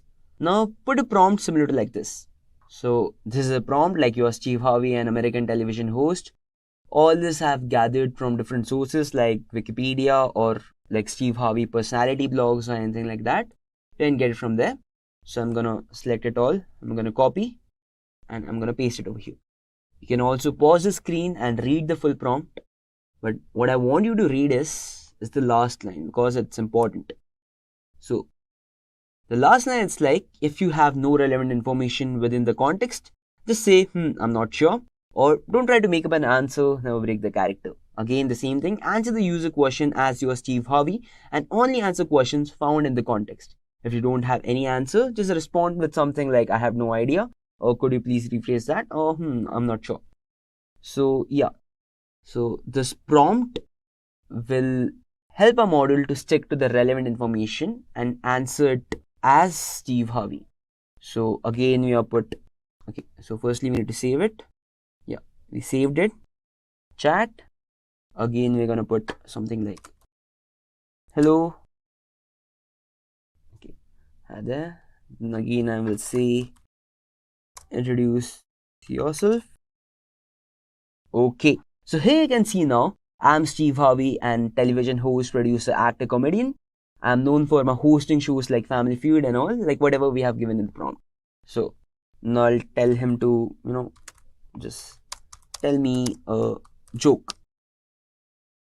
Okay, sure thing. Here's a joke for you. Why did the scarecrow win an award? Because he was outstanding in this field. Okay, let's tell him I need a motivation. What does I need? A motivation. I need some motivation, I'll tell.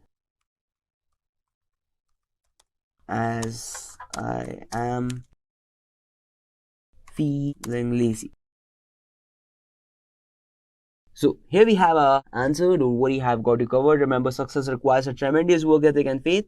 Imagination is the key to achieve your dreams. So dream big, believe in yourself, and take action to make those dreams a reality. You have the potential within you to achieve great things. Keep pushing forward. Okay, so it is working properly. So our chatbot actually got a personality of Steve Harvey.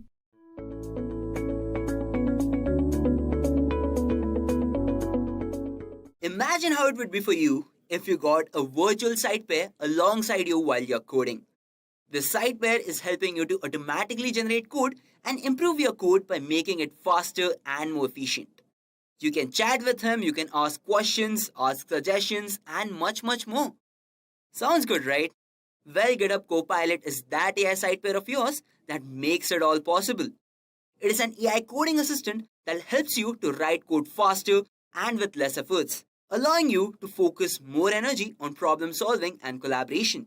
GitHub Copilot is proven to provide 55% faster coding and also proven to increase developers' productivity and accelerate the pace of software development.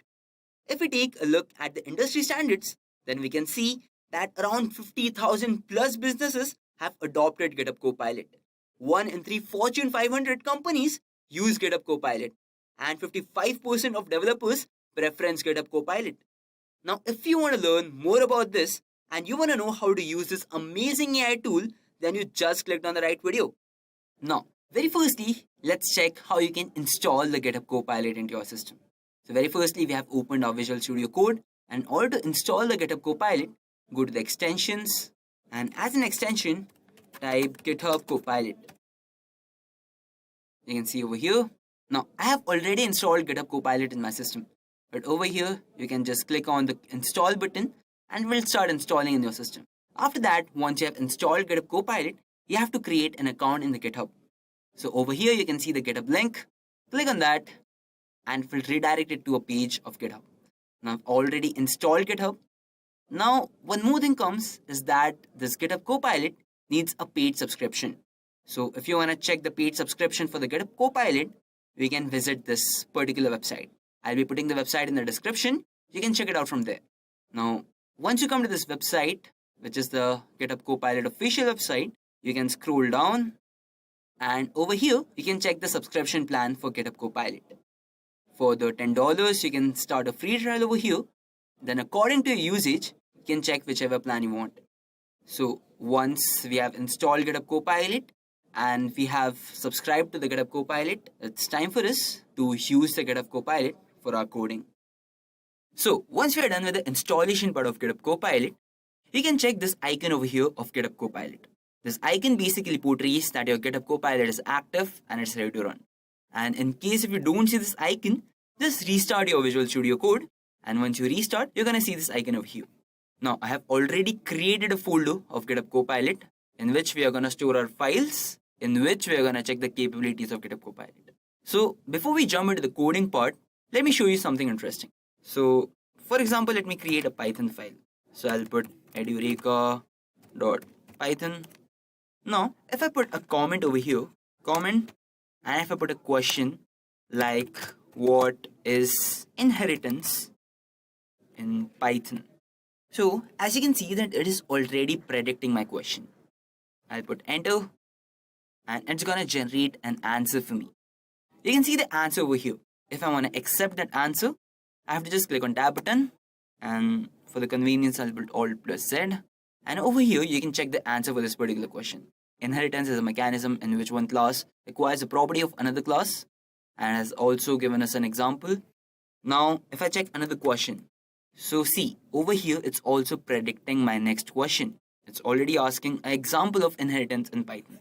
So if I accept that, I put enter and it gave me the example of inheritance. It also gave me a piece of code. So for now, I won't get into the coding part. So this is how you can check that GitHub Copilot is also good in predicting our next questions and predicting our next moves. So this is how you can also put a Q&A with GitHub Copilot. So now let's move to the coding part. Let me make a index.html file. I'm gonna put the tags over here. Then I'm gonna put the title as, let's say, Edureka. And in the body, let's say if I make a container. Now, over here, you can also see the H1 and para that GitHub Copilot is suggesting us for the title Edureka. So, the text which is appearing over here is called as a ghost text. Now, if I want to accept this ghost text, I have to click on the tab. And if you just want to reject, just click on escape button. So for this, it has already given an H1 and a para for this. I'm going to put Alt+Z to put it in a better format.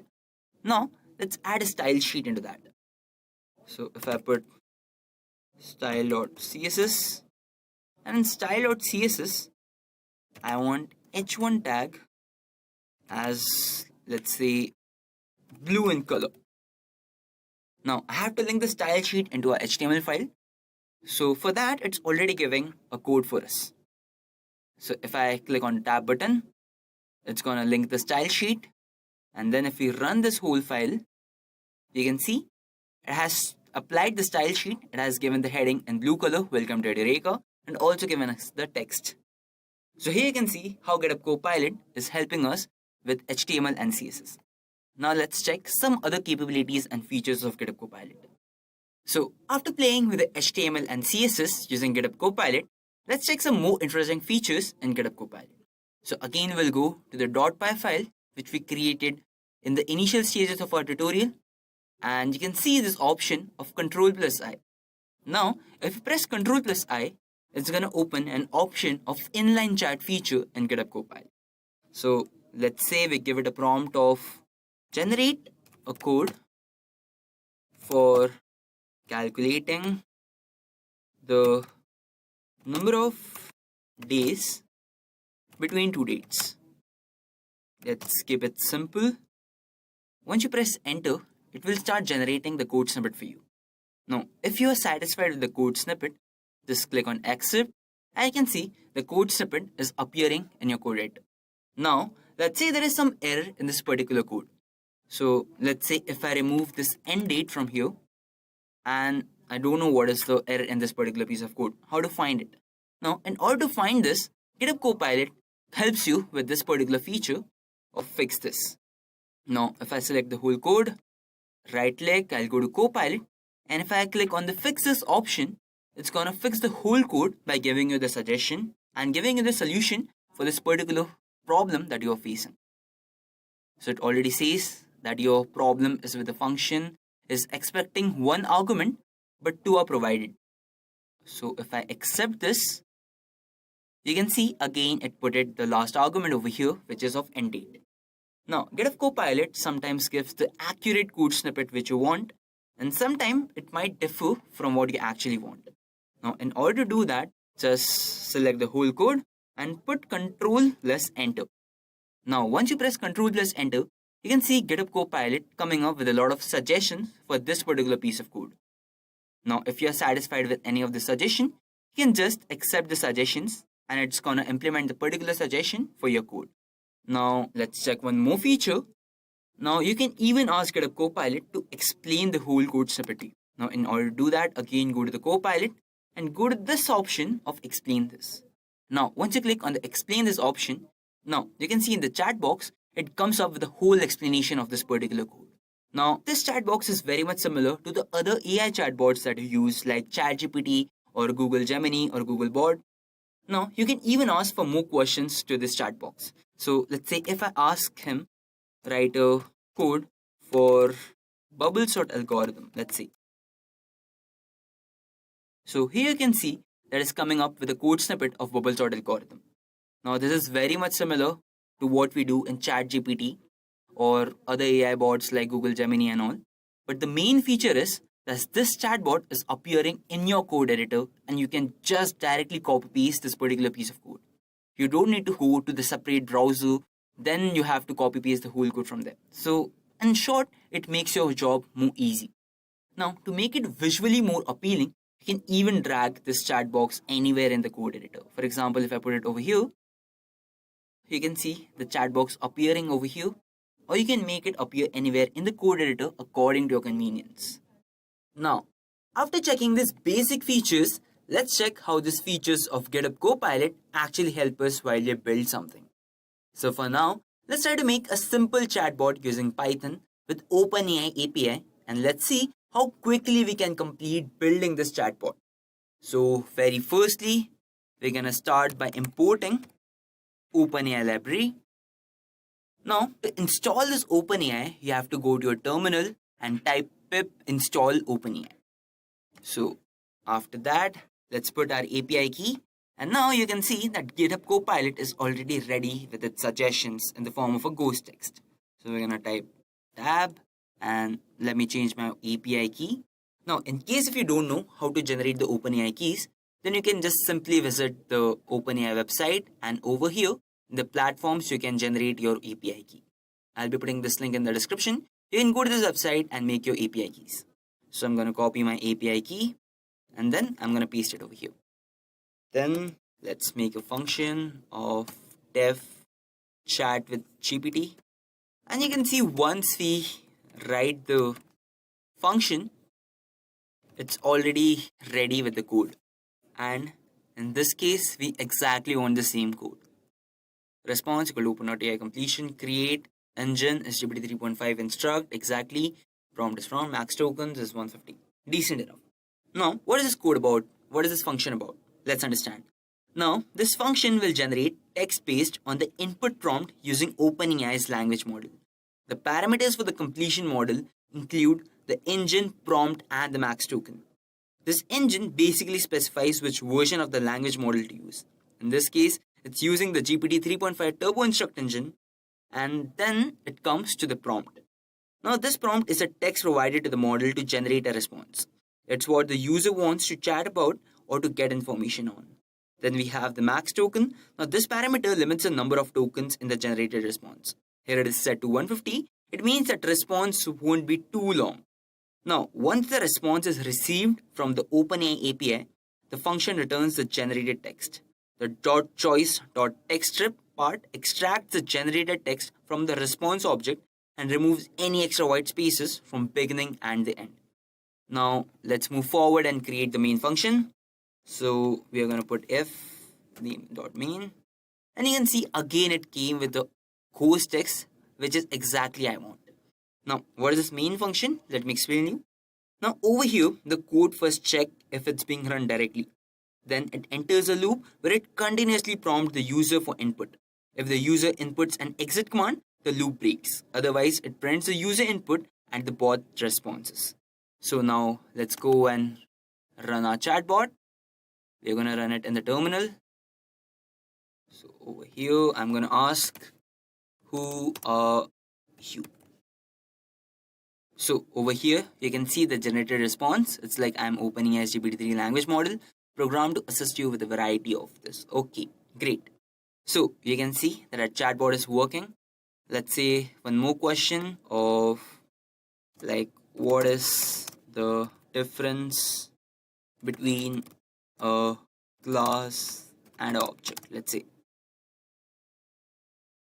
Again, it came with an answer. A class is a template or blueprint that defines the characteristics and behaviors of a type object, but an object is an instance of class. So it typically answers the question which you want. Now, you already witnessed that how easily we built this chatbot with just a few clicks by accepting the recommendations from the GitHub Copilot. Now, after the chatbot, let's also try to make a linear regression model for us. So we'll start off by importing our required libraries. So firstly, I'm going to start by import matplotlib.pyplot as PLT. Then I'm going to import numpy. It is already showing me over here. I'm going to click on tab. Then I don't need torch, but from scikit-learn, I need to import the data sets and the linear model.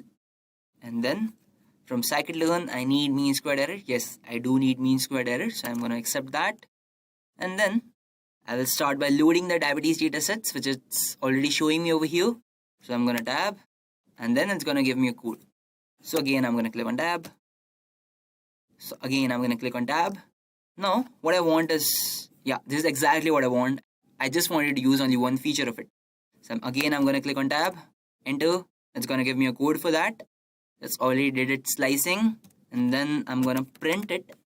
So print diabetes X. And let's check the data set. This is the exact data set which we wanted, or this one feature we are taking to train our model. So I'm going to delete that. I'm going to move forward by building our model. So after that, we have to split the data into training and test. It already knows what we are planning to do. Put enter. Yes. So over here, it is taking the first 80 elements for the training data set. So I was like, so I'm okay with that. And then for testing, it's taking the last 20. I'm even okay with that. Then for target, I need training and testing. Yes. Again, I'm going to split the target into training and testing. So diabetes Y train, diabetes Y test, exactly what I want. And then I'm finally going to create the linear regression object or the model.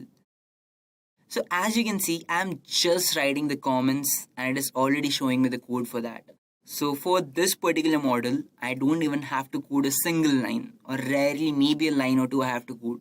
But everything GitHub Copilot is suggesting me. So I'm gonna click on tab. Then I have to train my model exactly what I want it to do. Enter. So it's gonna fit diabetes x train, diabetes y train. Enter. And after that, I'm gonna make some predictions. Again, exactly. Enter. So diabetes y predict. Good. I'm gonna predict the X testing set. So this is exactly what I want. And then I also want the coefficients. It's giving me the code to print the coefficients. And then again the mean squared error I want. It's giving the code for mean squared error. Tab, enter.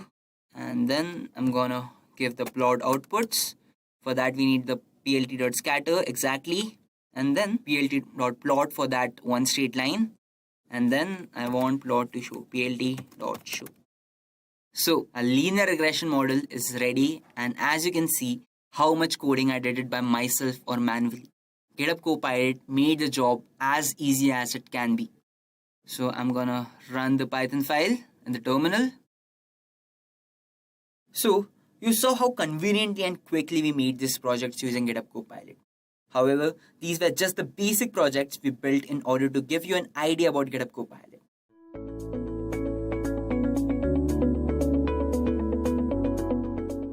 Let us understand what LangChain is and why it is a valuable tool for building AI applications. You must be aware of popular applications such as GPT and Gemini.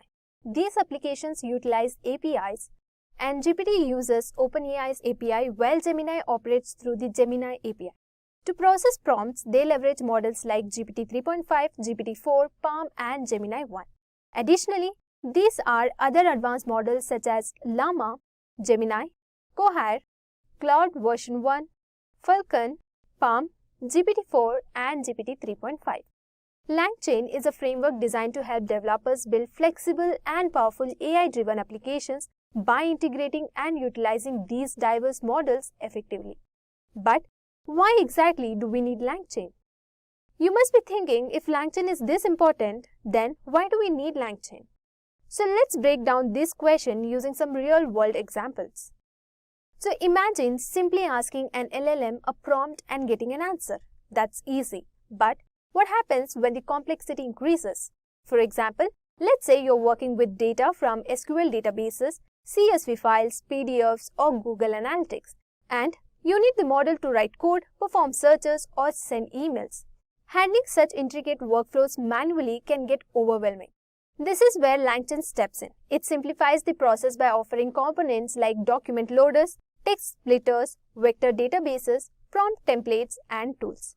So these helps you assemble tasks such as document summarization, question and answer systems, or even advanced workflows like Google searches or customer support automation. Let's visualize this process with a diagram. Here's how it works. So first, you load a document like a CSV file using a document loader. Then, use a text splitter to divide it into smaller chunks and then store those chunks into a vector database and add a prompt template to guide the model. And finally, use a LLM like a GPT-4 or Llama to perform tasks like searching the web or automating workflows. And LangChain also offers chains that will help you assemble components to achieve single tasks such as summarization and an agenda to figure out what each component must do, like password, customer services, etc. Now that we understand LangChain's core components, now let's explore how it streamlines the LLM application lifecycle. So it typically involves three key stages. First is the development, where you build and test your application. Then productionization, where the system is fine-tuned for a real-world use. And finally, deployment, where the final product is launched for users. So LangChain simplifies this lifecycle, allowing you to focus on building without worrying about the underlying complexity. Now let's take a step back and understand the role of APIs in powering these LLM applications and how LangChain effectively integrates them. In all these applications and models, one thing is common, that is, they use API. So now let's discuss APIs. APIs act as an intermediaries that enable different systems to communicate with each other. For example, they allow apps like Swiggy or Blinkit to display your delivery driver's location in real time. So now let's look at the steps to explain APIs and API keys. So apps like Zipto, Swiggy and Blinkit use APIs to show the location of your delivery driver. So these apps don't communicate directly with Google Maps but follow a layered process involving servers and security mechanism. First, the app sends a request to Google Maps API. Then, the API forwards the request to Google servers. Then, the servers validate the request with the system. So once approved, the response follows back through the servers, APIs and finally to the app. So previously, apps like Swiggy allowed login using phone numbers. Now, they use API for login via platforms like Google or Facebook. So this demonstrates the versatility of APIs in enabling seamless user interactions. To prevent misuse, APIs require API keys, which are unique identifiers for secure access. So these keys authenticate requests and ensure that only authorized users can interact with the APIs. Next, security systems closely monitor API usage to detect and prevent misuse. This ensures that APIs remain safe and functional for their intended purpose. And these steps simplify the explanation of how APIs and API keys work in real-world applications. So this is how LangChain leverages APIs to connect your LLM applications with external tools, making them versatile and secure. Now that we understand the role of APIs, so let's explore some real-world applications of LangChain. So, what can you build with LangChain? Here are a few applications. First application we have is customer support. So, customer support for your shopping websites to interact with customers. Next, conversational chatbots for helping you study. Content generation tools for blogs or social media. We also have question answering systems for knowledge bases and then document summarizers for legal or academic content. LangChain simplifies AI development by integrating LLMs with various data sources and tools. Its applications are vast, from chatbots to document summarization. So, let's examine a practical example to see LangChain in action. Alright. In today's data-driven world, understanding and effectively using SQL queries is crucial for managing and analyzing large datasets. However, beginners and even experienced users often need help with complex SQL queries, their syntax and how they work. This creates a barrier to efficiently interacting with databases and limits their potential to solve real-world problems. To address this challenge, we propose a SQL query fetcher application that leverages the Gemini AI, Python and Streamlit to simplify SQL learning and usage. The application allows users to input or select a query, generates the SQL syntax and provides a detailed explanation of its components and functionality. This tool bridges the gap between technical understanding and real-world database operations, empowering users with an initiative and interactive SQL learning experience. Let's jump right into the code. So the first step is setting up your dependencies. Here, we import Streamlit for the user interface and then Google Generative AI for using Gemini. So first, import Streamlit as ST and next import Google.Generative AI as Gen AI. So to get this API, you have to go to the Google Gemini API key and here click on Get a Gemini API key in Google AI Studio, and then once you scroll, there is a button on the left called Create API. Now click on it and select your model here and let's copy it. And now let's go back to our VS Code editor and paste it here. So to paste, let's type Google_API_key and inside the double quote, let's paste it. And now let's type genai.configure and inside the bracket, let's keep it as API_key equal to and give it as Google_API_key.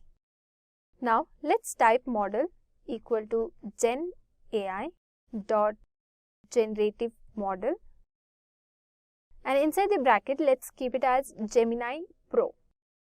So we use the Google Gemini API to generate SQL queries dynamically. So make sure to configure your API keys securely. Now let's display the Streamlit layout code. Now let's set up the app's user interface. So we use Streamlit to create an interactive page where users can input plain English queries and get SQL code in return.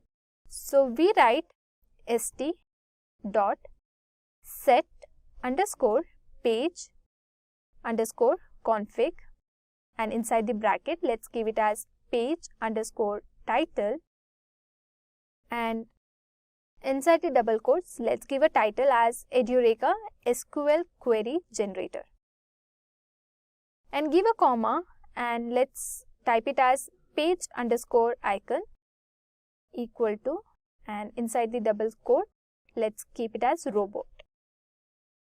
Now let's put some images. So I am using Edureka image and SQL logo, and also to make them center we will type it as column 1, column 2, column 3 equal to st.columns,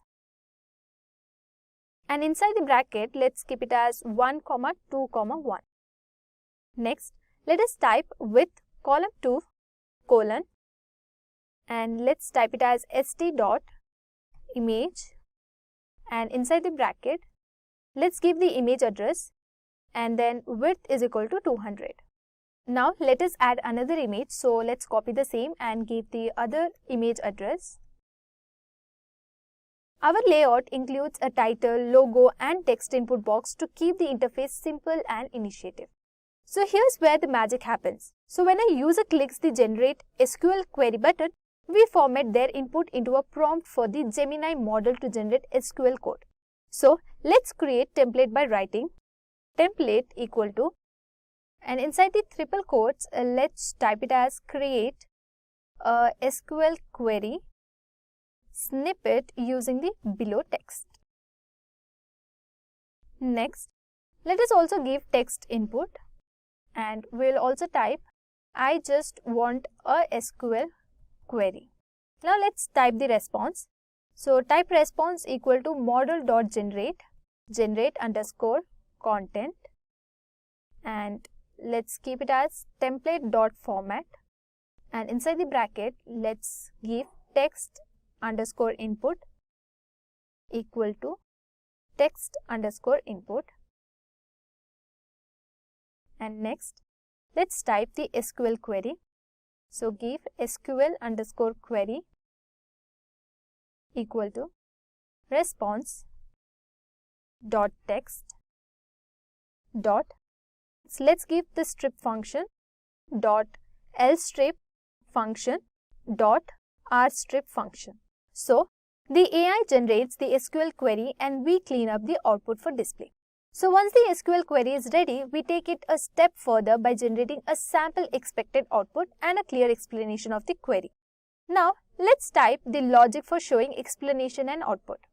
So let's type st.markdown, and inside the bracket we will give HTML tags. So first div style is equal to, we will align the text in center, so text align center, and next let's give h1 tag, and inside h1 tag we will write SQL query generator, and let's close the h1 tag.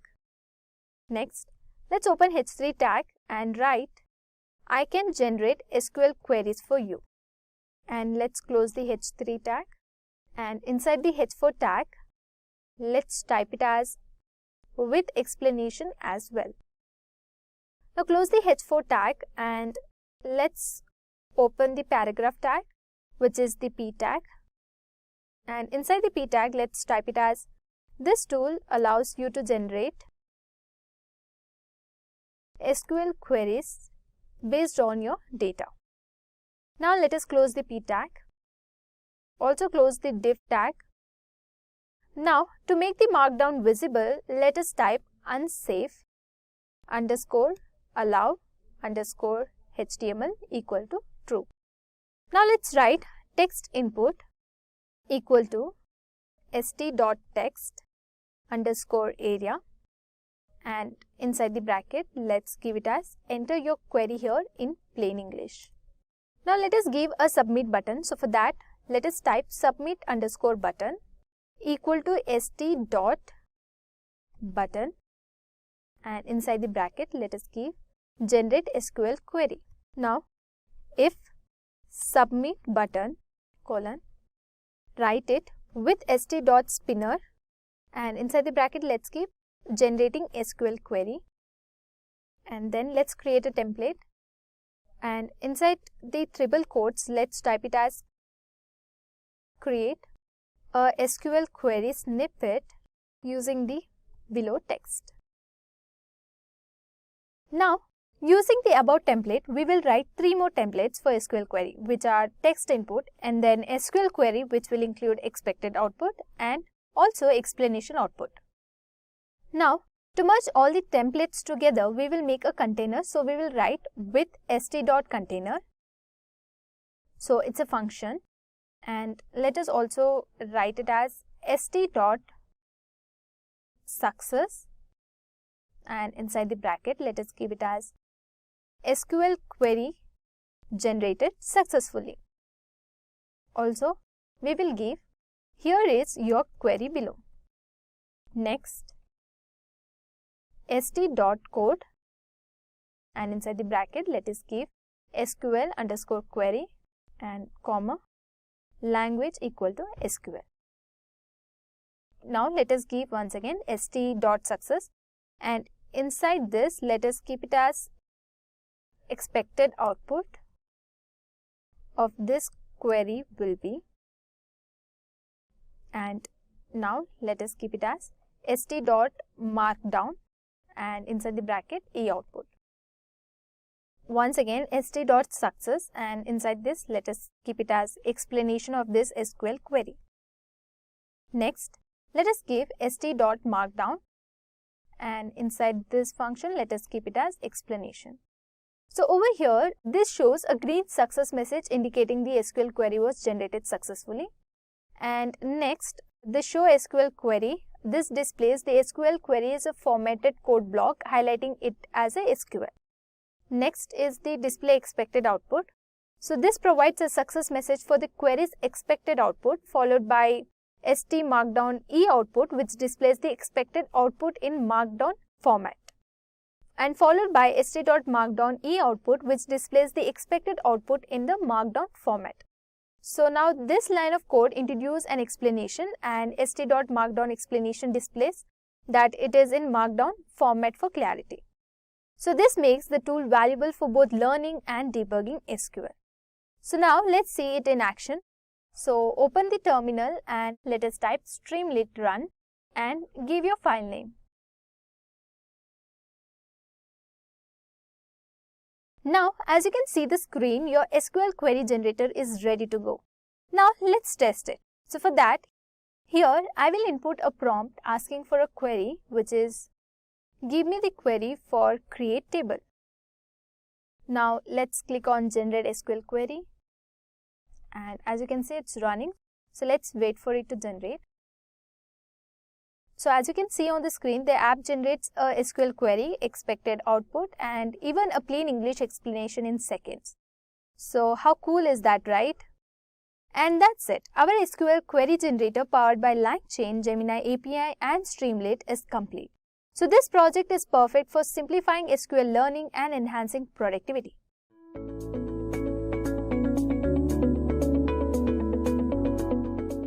Are you tired of AI illusion and ready for more accurate and informative AI responses? Then dive into the world of retrieval augmented generation. RAG is a hybrid approach in artificial intelligence that combines retrieval systems with generative models to produce highly accurate, contextually relevant responses. It brings the gap between factual accuracy and natural language generation. Now let's understand it with the help of diagram. So, it's a hybrid approach involving artificial intelligence that combines a retrieval system with a generative system to produce highly accurate responses. Now that we know what RAG is, so let's explore why it is crucial for large language models and see a real-world example. So, RAG addresses several limitations of traditional LLMs. It mitigates illusions by grounding responses in factual, retrieved data. By dynamically accessing up-to-date information, RAG stays relevant in rapidly challenging domains. It improves accuracy and relevance by fetching specific, relevant documents during inference. By outsourcing factual knowledge retrieval, RAG enables smaller, more efficient models, and it can adapt to domain-specific knowledge bases for specialized applications. Additionally, RAG provides explainability by showing the retrieved documents or data sources, increasing trust and transparency. Now let us see some of the use cases. So without RAG, the sentence would be, when was the last Mars rover launched? So this is just the incorrect response. So with RAG, the sentence would be dynamically retrieved from NASA's database. And it would be, the Perseverance rover was launched on July 30, 2020. Now that we have seen why RAG is important, so let's dive into how it works. Well, RAG operates in three-step process. A user submits a query, which triggers the retrieval stage. Here, a retriever searches a database or knowledge base using tools like BM25 to fetch the most relevant information. The retrieved data is then fed into a generative model like GPT or T5, which processes it and generates a coherent, contextually grounded natural language response. Now, let's take an example. Here, the query is, who wrote 1984? Retrieve would be fetching a document containing George Orwell wrote 1984. Now, generative response would be, the author of 1984 is George Orwell. This hybrid approach makes RAG ideal for real-world applications like chatbots and knowledge systems. Now that we understand how RAG works, let's explore some of its real-world applications. RAG's versatile applications span various domains. In knowledge management, it can summarize large databases or documentation, aiding corporate teams. Legal and compliance tasks benefits from RAG's ability to answer queries based on case law and regulations, while in healthcare, it can support medical professionals by summarizing research papers and guidelines. Education and e-learning can leverage RAG for virtual tutoring, providing detailed explanations based on the textbooks and research papers. Interactive virtual assistants like Alexa and Siri can utilize RAG to generate accurate and informative responses to user queries such as news headlines or product recommendations. RAG's unique ability to combine retrieval and generation makes it essential for tasks demanding both factual accuracy and fluent natural language responses. Now, let's compare retrieval augmented generation with traditional AI model across three features. First, we have factual accuracy. RAG provides highly accurate responses by using real-time data, whereas traditional models may give less accurate answers and may give errors. Next is the context adaptability. So here, RAG adapts quickly to new queries using live data, whereas traditional models offer fixed answers based only on pre-trained knowledge. Next, we have knowledge updates. RAG is easy to update, just change its data source, whereas traditional models need retraining, which takes time. Then we have scalability, whereas traditional models are limited by their size and training data. And then we have use cases. RAG is great for tasks like legal advice or customer support, whereas traditional models work well for creative writing or casual queries. So here I want to conclude that RAG is ideal for knowledge-based tasks needing accuracy and flexibility, while traditional models are better for creative users. While RAG offers significant advantages, it's essential to acknowledge its limitations. So let's discuss the challenges and future of RAG. So the first challenge is the latency. RAG systems can suffer from latency issues, especially when dealing with large datasets or complex queries. Next is the data quality dependency. The quality of the generated responses heavily depends on the quality of the underlying data. The next challenge is complex integration. Integrating RAG systems with existing applications and infrastructure can be challenging due to the need for data synchronization, query optimization, and model management. And finally, scalability issues. As RAG systems become more complex and are deployed at scale, they can face scalability issues. This includes handling increased query loads, maintaining data freshness, and ensuring model performance. Now, while RAG faces limitations, its potential is undeniable. So now let's discuss RAG's future. The future of RAG holds immense potential. It will power dynamic, real-time applications like news summarization, financial analytics, and live sports commentary. RAG will be customized for specific domains like healthcare, law, and science through integrations with specialized knowledge bases. Advances in retrieval models and compression techniques will reduce latency to enhance efficiency. RAG will expand to handle multimodal data, enabling use cases like multimedia question answering, Additionally, RAG will facilitate personalized AI assistance and improve transparency and explainability by attributing sources and providing clear explanations. Now, let us move on to generative AI project using RAG. So imagine you're working with a massive library of documents. You need a way to quickly search and answer questions based on the content. So manually, flipping through pages takes time and effort. Wouldn't it be great to have a system that retrieves relevant information and answers your questions directly within those documents? So that's where our Streamlit app comes in. This app utilizes the power of natural language processing and advanced retrieval techniques to turn your complex document collections into a powerful question and answer system. So let's take a look at the code behind this app. This app will allow users to ask questions about a collection of PDFs and get answers directly from the documents using the power of natural language processing. Now, first, let's create a virtual environment. Now, in the terminal, let's type the command for setting up the Conda environment in your editor. For that, let's type Conda create -p. Let's type venv Python and its version. Give equal to 3.10 -y. Okay, let's enter. In this command, the -p venv specifies the path and the environment name, while -y skips the prompts for a smoother install. Now, while that's setting up, let's create a few essential files.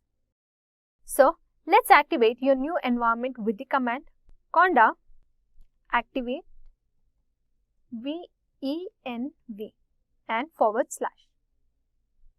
So as you can see, our environment is ready. Now let's import libraries. So let's start by importing the libraries we will need. In the first line, we will import Streamlit as st. This gives us access to all the functionalities of the Streamlit for building our web app interface. So next, we will import OS for various operating systems functionalities.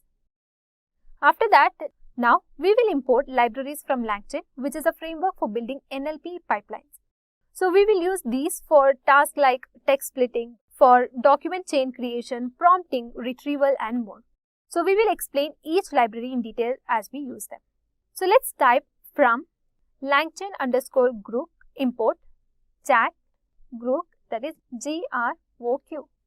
And next, we will type from LangChain.textSplitter import recursive character text splitter. So let's type recursive character text splitter. Again, let us type from LangChain.chains.combine documents import create staff documents chain. Again, from LangChain core.prompts, let's import create_retrieval chain.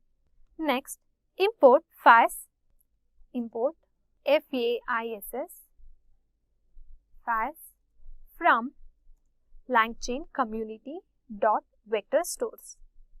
So this will help us to create a vector index for efficient document retrieval. So let us type from LangChain_community.vector stores import FAISS. Similar imports will follow for other functionalities like document loading and generating embedding, but we will introduce them as they appear in the code. But before this, go to the Group Cloud website and on your left, you have API key option. So select and create your API key and copy this.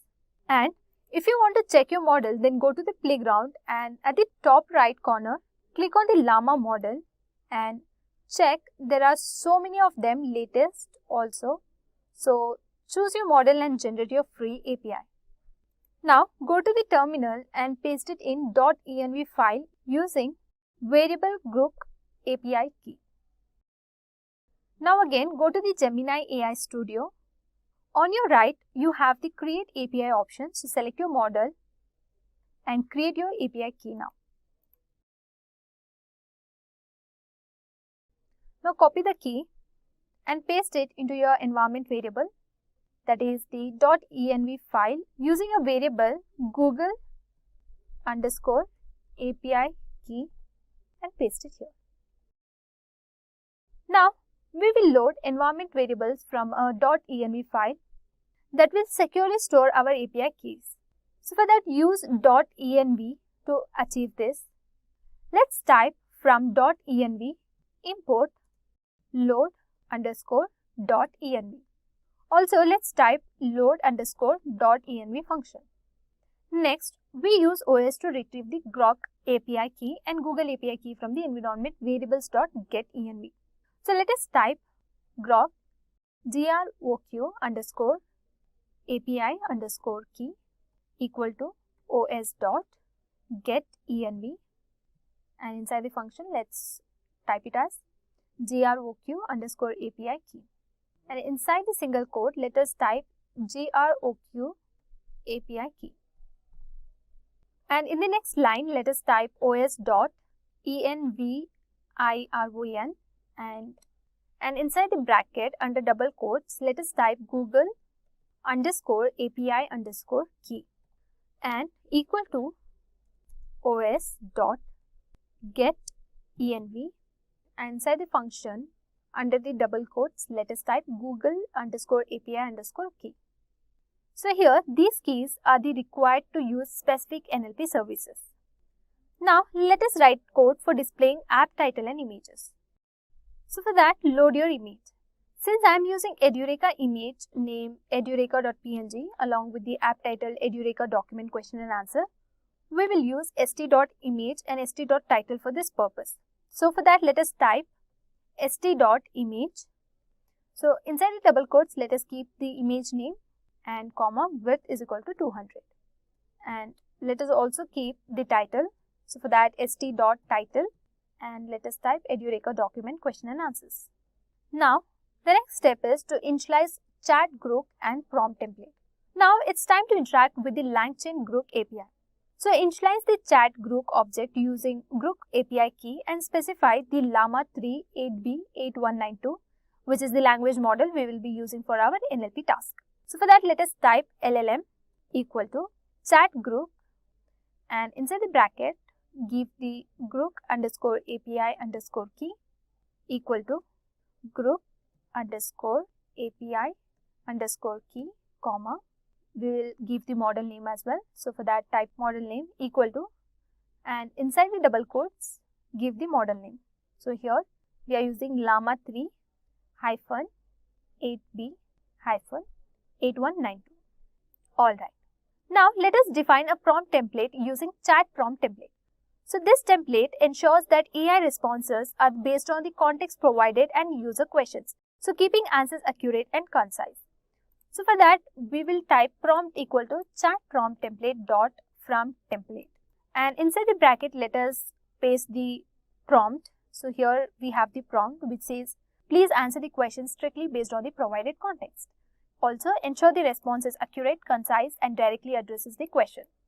Now, let's create function for embedding vectors. For that, let's define vector embedding function. So, type def vector_embedding function and give colon. Next, in the next line, give if, and under the double quotes, give vectors not in st.session state colon, then type st.session_state dot embeddings equal to Google Generative AI embeddings. Give equal to Google Generative AI embeddings, AI caps. And inside the bracket, give the model equal to, and inside the double quotes, let us type models/embedding-001. Now, make a folder where you will load your PDF.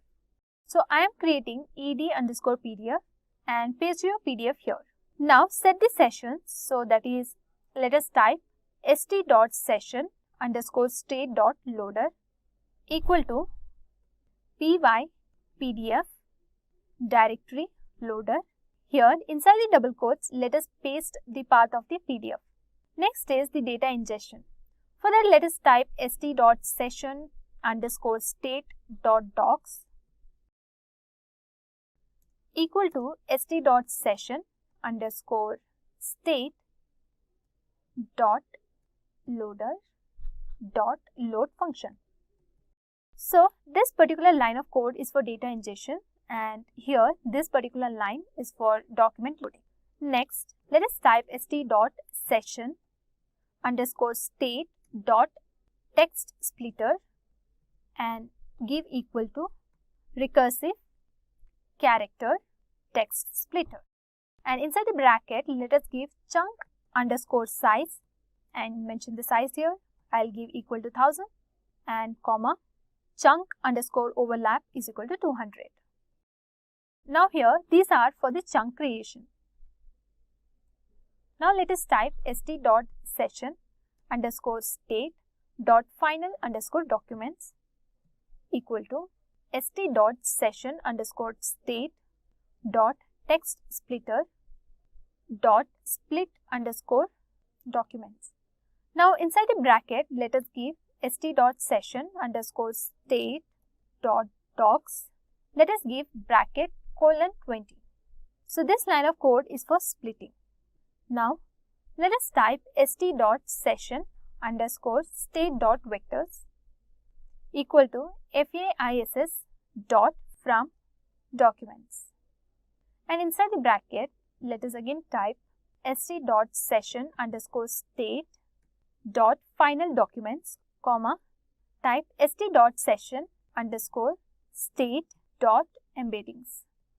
Okay, so this line of code is for vector OpenAI embeddings. Now to input field for question, let us type prompt1. So give prompt1 equal to st.text underscore input and let us type here, enter your questions from any document. Now to create a button to load embeddings, let us type if st.button and inside the function let us give under the double quotes load Edureka db, give colon and in the next line let us type vector underscore embedding function. Next type st.success and the message would be Edureka db is ready for queries. If the question is asked, then if prompt 1 is true, then type document underscore chain equal to create underscore staff underscore document chain and inside the bracket let us give LLM comma prompt. And in the next line to retrieve, let us type a retriever equal to st.session underscore state dot vectors dot as underscore retriever function.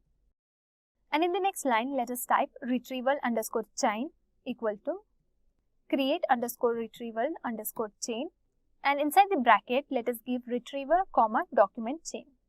Now to measure response time, let us type start equal to time dot process underscore time function. So for response, type response equal to retrieval underscore chain dot invoke and inside the bracket give input prompt 1. And in the next line, let us type response underscore time equal to time dot process underscore time function hyphen start. Next, let us write code to display the response. So for that, let us type st dot markdown and inside the bracket, let us keep it as AI response. Now, in the next line, let us type st.success and inside the bracket, give response and give answer inside the single quotes. And in the next line, write st.write. Let us type f inside the bracket and inside the flower bracket, let us type as response underscore time colon 2f and seconds. Now moving on, let us write the code to display similar documents in an expander. So for that, let us type with st.expander. Inside the bracket under double quotes, type document similarity search results and give colon. And in the next line, let us type st.markdown and inside the bracket, let us type it as below are the most relevant document chunks. So type below are the most relevant document chunks. Give colon inside the bracket, close the double quotes and come to next line. Here let us type for I, comma, doc in enumerate, and inside the function give response.get context. Now in the next line let us type st.markdown and inside the bracket give f, and let us give the HTML tag which is div class is equal to card, and open the p tag, and inside the p tag let us give doc.page underscore content, and now close the p tag. Now let us close the div tag as well. Now let us come outside the triple quote and give comma and type unsafe underscore allow underscore HTML equal to true. So you can also add inline styles and HTML tags and also icons and emojis to make your application fabulous for the user. Now it's time for testing. For that, open your terminal and write streamlit run and give your file name. So once you enter, and there we go. Here's our document question and answer loader. Now select the question from the PDF you have loaded in the file and ask your loader. So as you can see, this is my PDF. So I'm going to copy some question from here. So let me just copy this. Okay, once copied, so I'm going to paste it here. So I'm going to click on the load Edureka DB. So guys, as you can see, it provides an answer in context given in the PDF. So this is our answer that it has generated. So that's all. We have used simple Python code and LangChain techniques of RAG and some inline HTML and styles.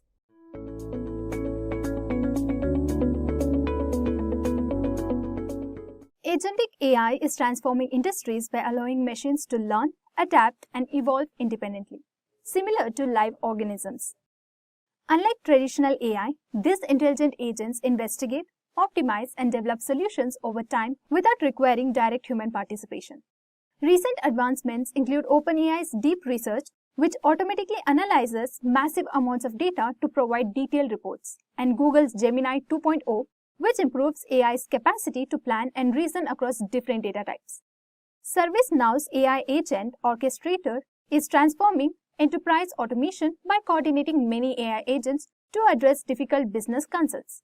As these systems become more powerful, they have the potential to unlock ideas beyond the human imagination, ranging from wind turbine blade design to AI-driven company management. Let's start with our first topic, what is Agentic AI? Agentic AI denotes artificial intelligence systems capable of autonomously executing actions to attain designated objectives. Unlike reactive AI, which only responds to the inputs, Agentic AI is proactive, capable of planning, adapting, and making decisions autonomously. So let's explore deep into Agentic AI and see its capabilities. Agentic AI is a type of artificial intelligence that exhibits autonomous behavior, enabling it to take actions and operate without continuous human guidance. It is goal-driven, actively working towards achieving specific objectives rather than passively responding to inputs like reactive AI. And with advanced decision-making capabilities, it can evaluate multiple options, select the optimal course of action based on current conditions and acquired knowledge, and adapt its strategies dynamically in response to unforeseen changes in its environment. Moreover, Agentic AI demonstrates proactiveness by taking the initiative to act rather than waiting for external triggers, making it highly effective in dynamic and complex scenarios. Now, let us see its relevance in the current AI market. When AI systems can act autonomously to accomplish predefined objectives, we call that Agentic AI, making it highly relevant in the current AI market. Its autonomy allows it to operate without continuous human guidance, making decisions and adapting dynamically to achieve objectives.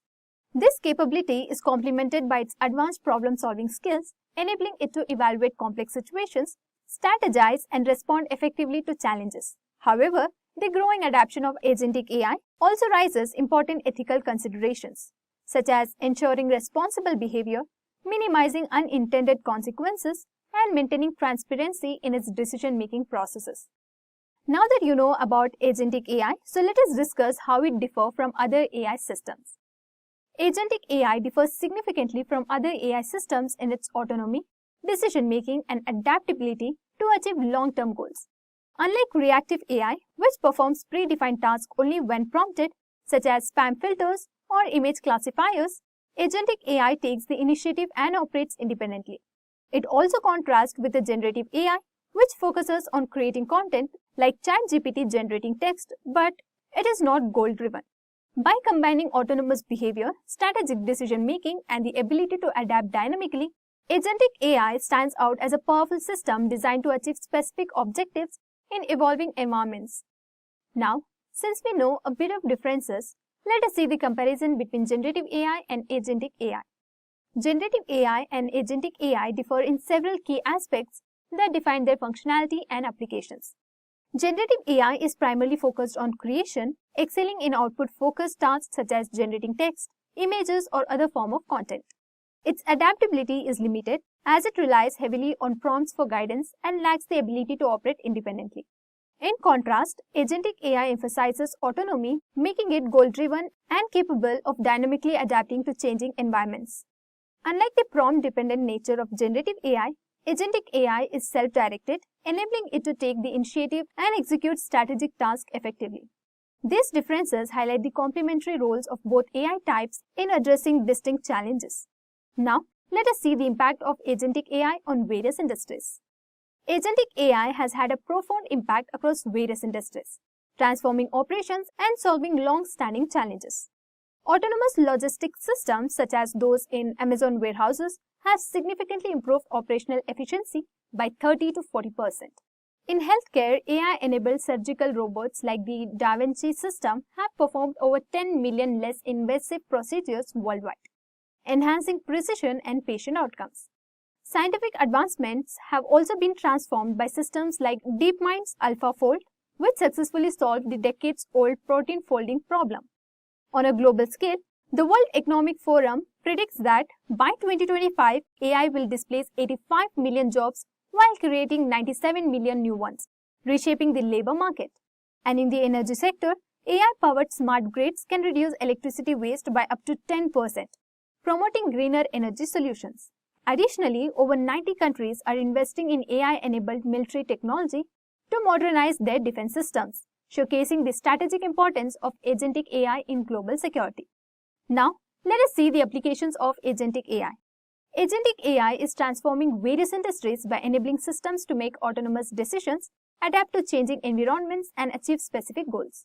Autonomous vehicle powers self-driving cars and drones to navigate roads, avoid obstacles, and make real-time decisions, as seen with Tesla Autopilot and autonomous delivery drones.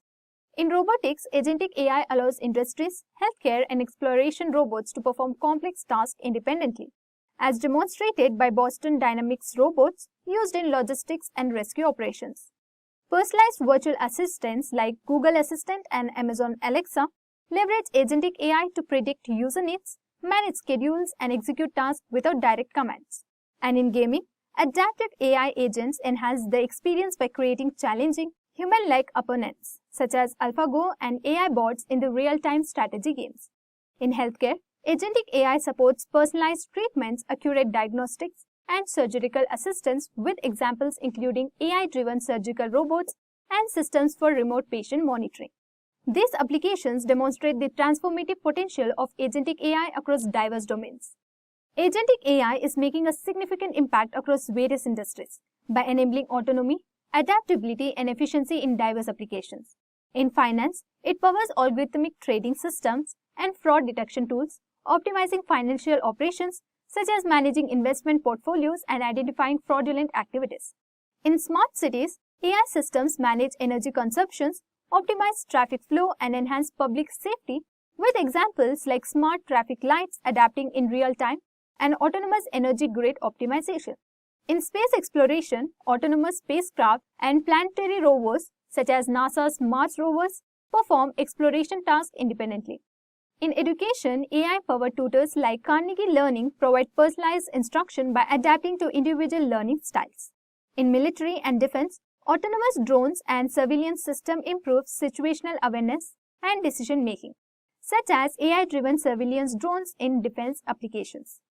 Now, let us see the challenges and risks associated with agentic AI.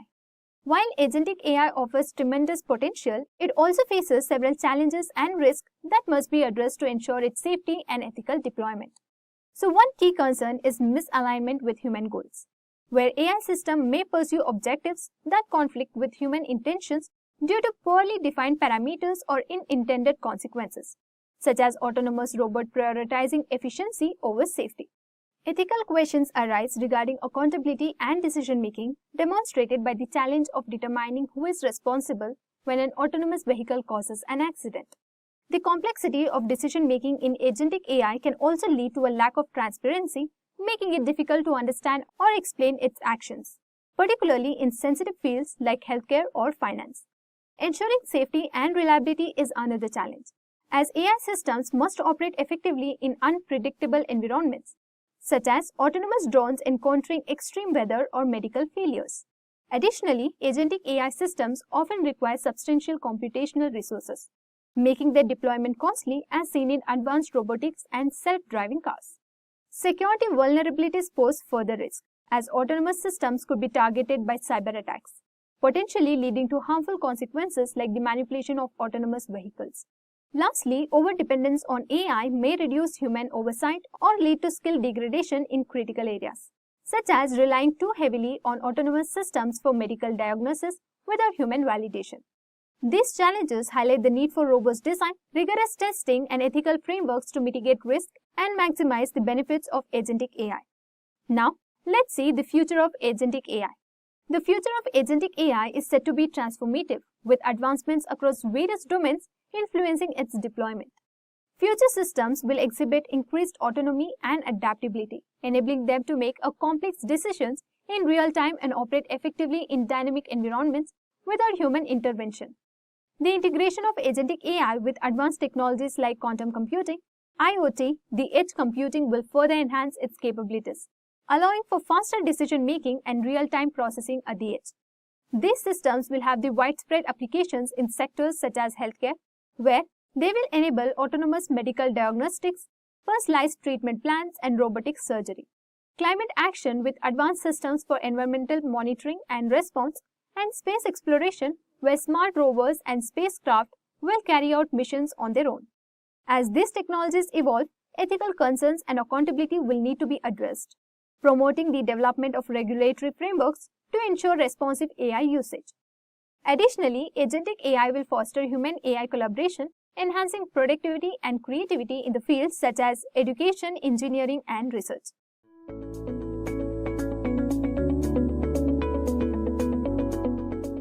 Imagine asking ChatGPT for a poem and it writes one instantly. Now think about an AI assistant planning your entire day, booking meetings, and even handling emails without your constant input. That's the difference between generative AI, which creates content, and agentic AI, which acts with autonomy, making decisions. In 2025, as AI becomes more than just a tool, understanding this shift is very critical. Are we heading towards just smarter chatbots or truly independent digital agents? Let's break it down through this video. Let's first break down what generative AI is.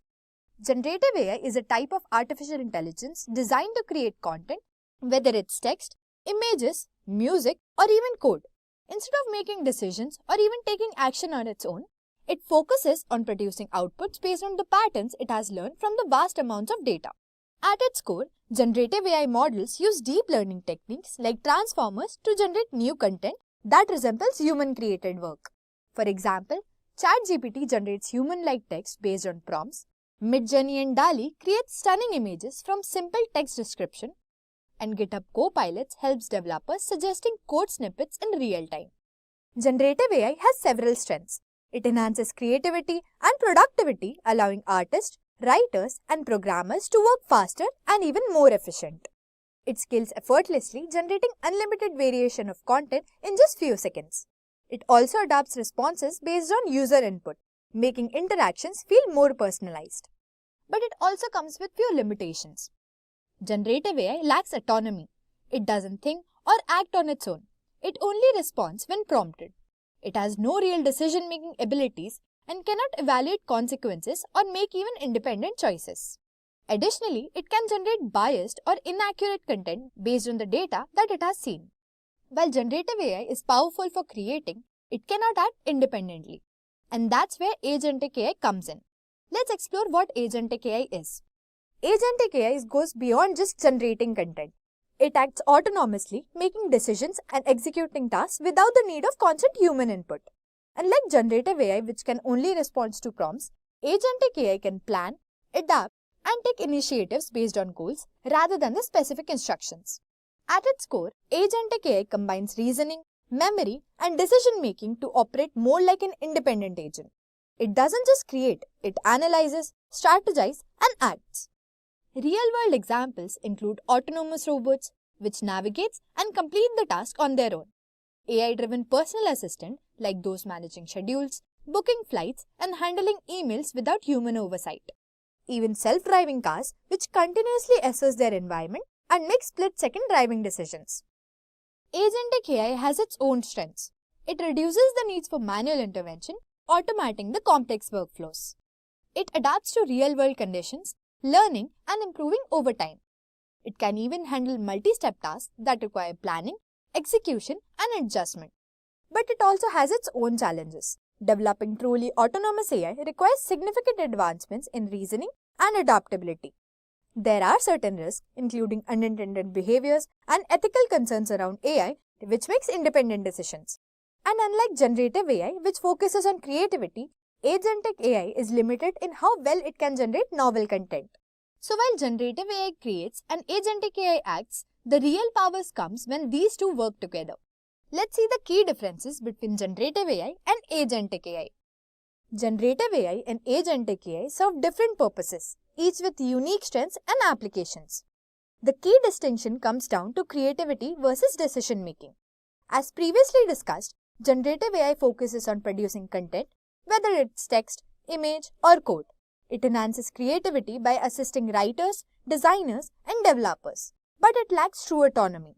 It only works when prompted and doesn't make any decision on its own. Agentic AI, on the other hand, is designed for interactions and execution.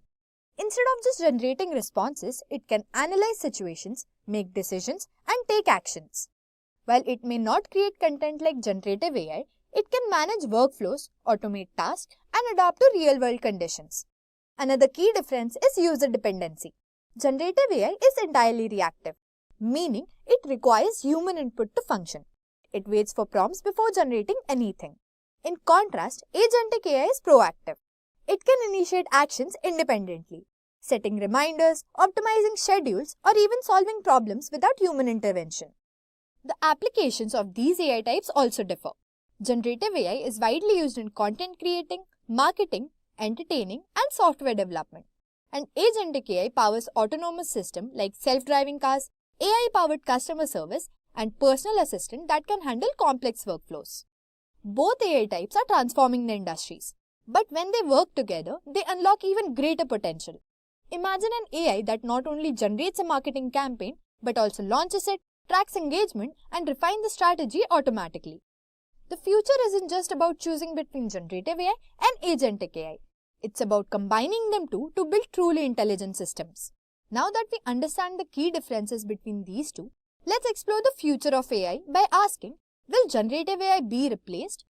As AI continues to evolve, one big question arises. Will Agentic AI replace generative AI? Right now, generative AI is everywhere, helping people write, design, and code faster than ever before. But it has one major limitation. It relies entirely on human input. Agentic AI, on the other hand, takes things further. It doesn't just generate, it decides, plans, and even acts. It's the next step towards the true autonomous intelligence. Does that mean generative AI will be obsolete? Not necessarily. The future of AI isn't about one replacing the other. It's about coexisting. Generative AI will keep getting more creative and even sophisticated, producing even higher quality content. Agentic AI will become even more autonomous, integrating deeper with industries like healthcare, finance, and robotics. But this shift does come with some risk. As AI takes on decision-making power, we face new challenges, ethical concerns, unintended consequences, and the need for accountability. If an AI agent makes a bad decision, who is responsible? And how do we ensure it aligns with the human values? The answer lies in balance. The real future of AI is hybrid approach, where generative AI fuels creativity and Agentic AI drives intelligent action. Imagine an AI system that not only writes a research paper, but also submits it to journals, responds to reviews, and refine it automatically. And this is where we are headed. Not just smarter AI, but AI that truly works with us as both a creator and an agent. The question isn't whether Agentic AI will replace generative AI. It's how we'll harness both to shape the future of intelligence. Now that we have explored the differences between generative AI and Agentic AI, let's move on to building an intelligent AI agent that can interact with our database using natural language. This means you can simply ask a question like show me all the students who have scored above 80, and the agent will automatically convert it into an SQL query, fetch the data, and return the exact result from the database. No need to write complex SQL queries manually. Just ask and the AI responds. Let's dive in and build this powerful system. First, we need to set up a Conda environment to manage our project dependency. To do this, we open the terminal and run the following command. We'll write conda create -p vnv python equals to 3.10 -y. So, Conda creates a new Conda environment, and -pvnv specify the environment path as vnv. Python equals to 3.10 installs Python version 3.10 inside the environment, and -y automatically confirms the installation without asking for approval. Once the process is complete, our virtual environment is ready, and we can move forward with setting up our Agentic AI project. Next, we'll create a file named requirements.txt, where we'll list all the necessary libraries for our project. This will help us easily install dependencies in one go. Additionally, we'll create a .env file to securely store our Google Generative AI API key, keeping sensitive information separate from our main code. With these files in place, we ensure a well-structured and organized setup for our Agentic AI project. First, we will work with SQLite, a lightweight self-contained database engine to create and manage a student database. Let's break it down step by step. So we'll create a file named sql.py and import the SQLite 3 module, which allows us to work with SQLite databases. We'll write import SQLite 3. This module provides all the necessary functions to create a database, insert records, retrieve data, and manage connections. Next, we create a connection to an SQLite database file named student.db. We'll write connection equals to SQLite3.connect, connection equals to SQLite3.connect, in the bracket, in double inverted comma, student.db. If this file doesn't exist, SQLite will automatically create it. The connection object will allow us to interact with the database. Now, we create a cursor object, which is used to execute SQL commands in Python. We'll write cursor equals to connection.cursor. Think of the cursor as a tool that helps us send queries to the database and retrieve results. Now, we define a SQL command to create a table named student with 4 columns. We'll write table_info equals to triple inverted commas. Next, we'll create a table. For that, we'll write create table, then student. We'll write in the bracket name type varchar, and we'll have 25 characters, comma class type varchar, and the same 25 characters, comma section type varchar with 25 characters, and marks type integer. Then we'll write cursor.execute in the bracket table_info. The name stores the student's name string up to 25 characters. The class stores the class's name, and the section stores the section of the student. And lastly, the mark stores the marks obtained as integer. Executing this command creates the table in the database. Next, we insert 5 student records into the student table using SQL insert statements. I've already created and inserted 5 values in the table. You can create as much as you can. Each insert command adds a new role with the student's name, class, section, and marks.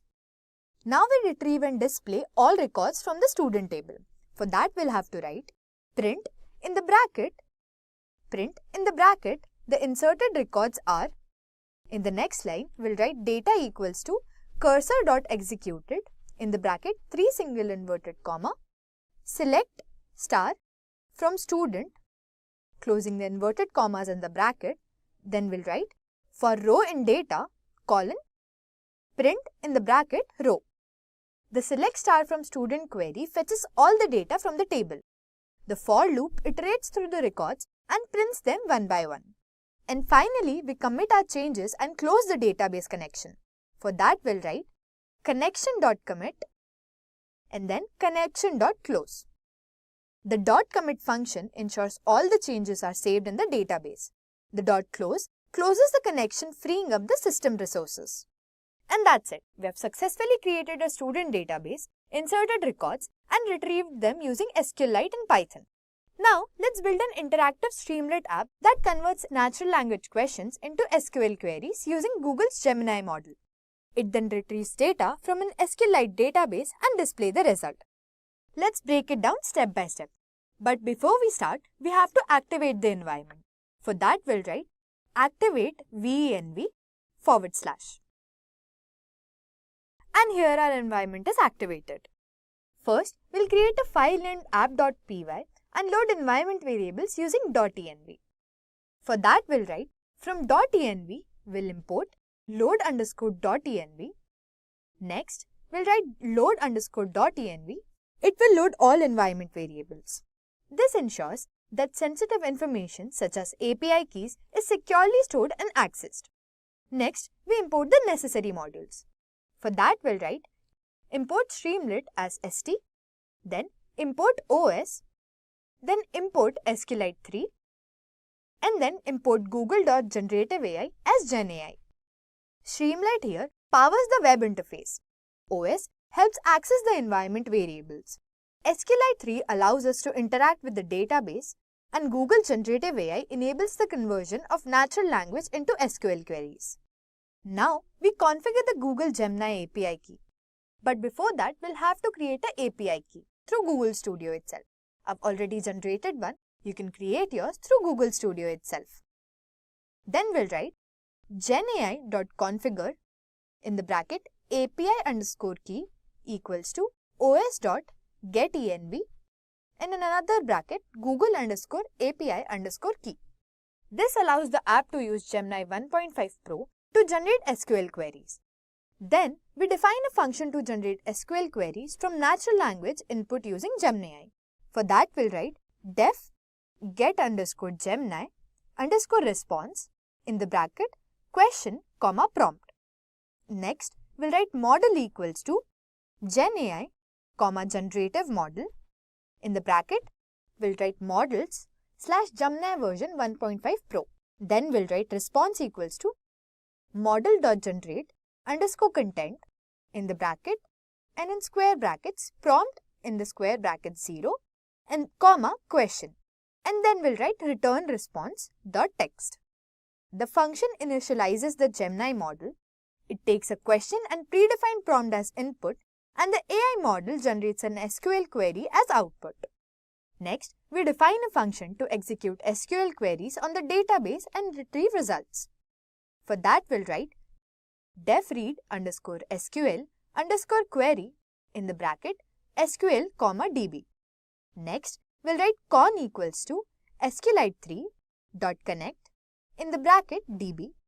Then cur equals to con.cursor and then cur equals to execute in the bracket SQL. Then we'll write rows equals to cur.fetchCall, then con.commit and then con.close.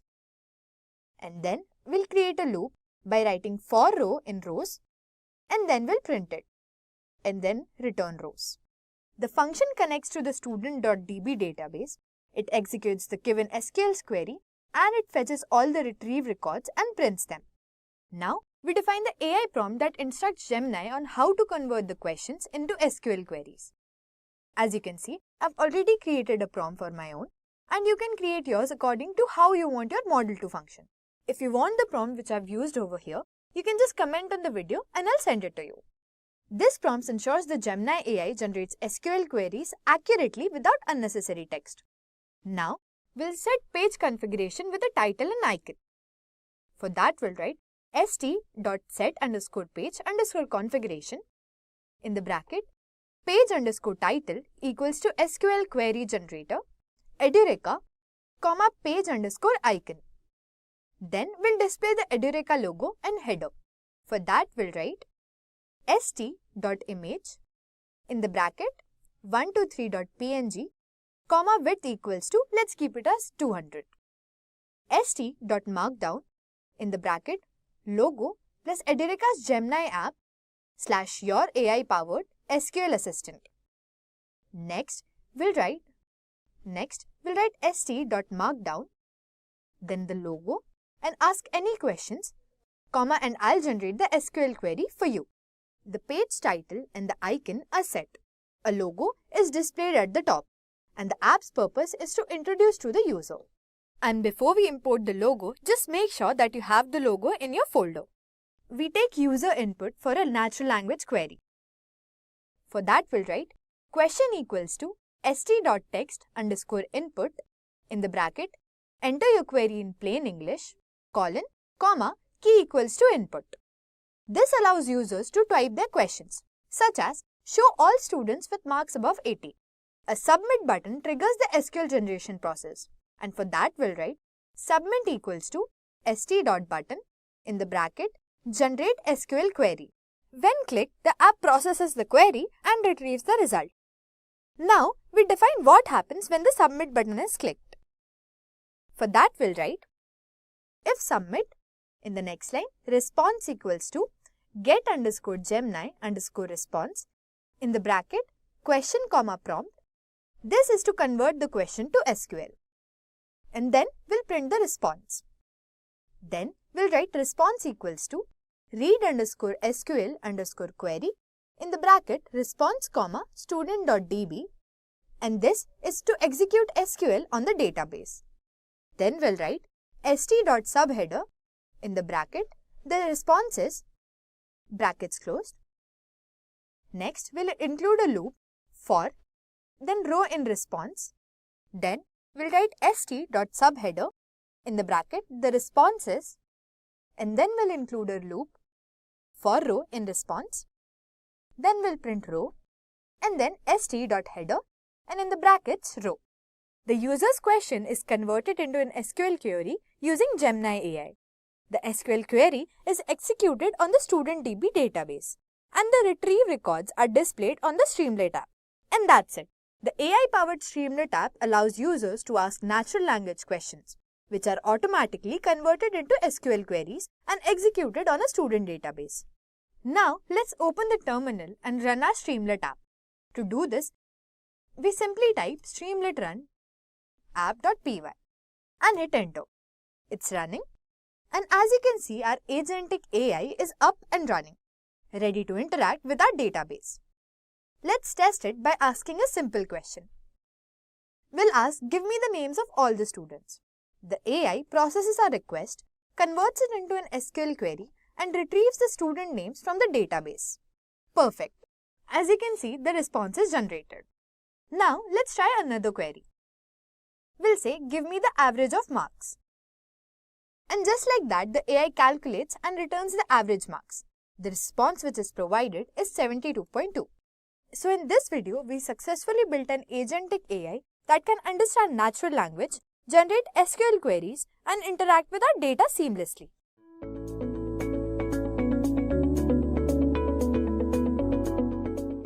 Have you ever wondered how massive AI models like ChatGPT are managed and optimized? That's where LLMOps, which stands for Large Language Model Operations, comes in. LLMOps is a key to training, deploying, and scaling large AI models efficiently while keeping cost low and performance high. It ensures faster responses, ethical AI, and seamless integration into real-world applications. Large Language Model Operations is a set of practices, tools, and frameworks designed to efficiently manage, deploy, and maintain large language models like ChatGPT, Claude, and Gemini in real-world applications. Just like MLOps streamlines the development of machine learning models, LLMOps optimizes the lifecycle of LLMs from data processing and training to deployment and monitoring. Now that you know what LLMOps is, so let's explore why it's important. As LLMs become widely integrated into business applications, customer support chatbots, content generation tools, and automation systems, they need to be continuously monitored and optimized. Without proper LLMOps practices, large language models can become inefficient, leading to slower response times and increased computational costs. So they may also become unreliable, generating outdated or biased outputs that impact user trust and decision making. Additionally, these models can be difficult to scale and struggle to handle increasingly user demand, which can result in performance bottlenecks and degraded user experience. For example, imagine running ChatGPT-like AI on a customer support chatbot. Without LLMOps, responses would be slow, repetitive, and expensive. LLMOps optimize the entire workflow. So now that we understand why LLMOps is important, so let's take a look at how it differs from MLOps and what makes it unique. Alright, so LLMOps is a specialized branch of MLOps, but it is tailored for large-scale language models rather than traditional machine learning models. So here are the key differences between LLMOps and MLOps. LLMOps differs from MLOps in several key aspects. So in terms of data complexity, LLMOps require vast amounts of diverse text data, whereas MLOps typically works with structured or tabular data. Next, compute power is another major difference, as training LLMs depends high-performance GPUs and massive cloud resources, while traditional ML models generally require lower compute power. And when it comes to real-time processing, LLMOps necessitate scalable deployment to handle continuous inference efficiently, whereas MLOps often relies on batch processing or periodic inferences. Lastly, ethical and bias considerations are more prominent in LLMOps, requiring constant monitoring to detect and mitigate biases and misleading outputs. Whereas bias monitoring in MLOps is important, but generally less complex compared to LLMs. Next, let us see how LLMOps works.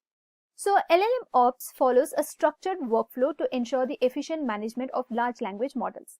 So it begins with data collection and pre-processing, where large text datasets are cleaned and structured for training.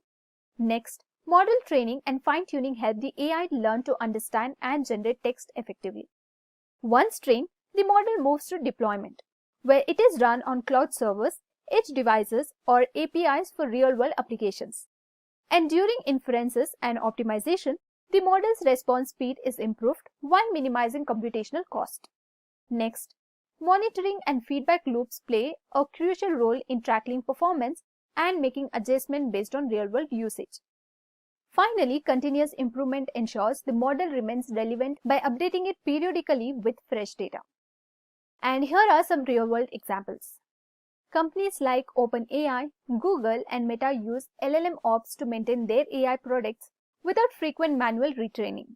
So now that we understand how LLMOps works, so let's explore some of the popular tools and frameworks that make it possible to manage and optimize large language models efficiently. LLMOps professionally rely on specialized tools to manage the model lifecycle efficiently. So one of the top 3 most popular platforms is Hugging Face, an open source tool for NLP and transformer models. MLflows is widely used for tracking experiments, model versions, and training metrics. While Kubeflow provides a scalable MLOps framework for deploying AI in Kubernetes. And companies use a combination of these tools to streamline their LLMOps pipelines and ensure smooth deployment. Now that we have covered the tools and frameworks used in LLMOps, next, let's explore the career opportunities and the future prospects in this rapidly growing field. LLMOps is a rapidly growing field with a high demand for skilled professionals. A machine learning engineer focuses on designing and optimizing LLM models, ensuring their frequency and effectiveness. An AI product manager oversees AI model deployment for businesses, ensuring smooth integration into real-world applications. The role of LLMOps engineer involves managing AI infrastructure and scaling models for optimal performance. And if you have a background in machine learning, cloud computing, or DevOps, transitioning into LLMOps is a great move. So, LLMOps plays a crucial role in managing large AI models efficiently, ensuring optimal performance, reduced cost, and ethical AI development. By leveraging top tools like Hugging Face, MLflow, and Kubeflow, Professionals can streamline model training, deployment, and monitoring. And with the increasing adoption of AI across industries, career opportunities in LLMOps are booming, making it an exciting and rewarding field for AI enthusiasts looking to build a future in artificial intelligence. And what do you think about LLMOps? Drop your answers in the comments.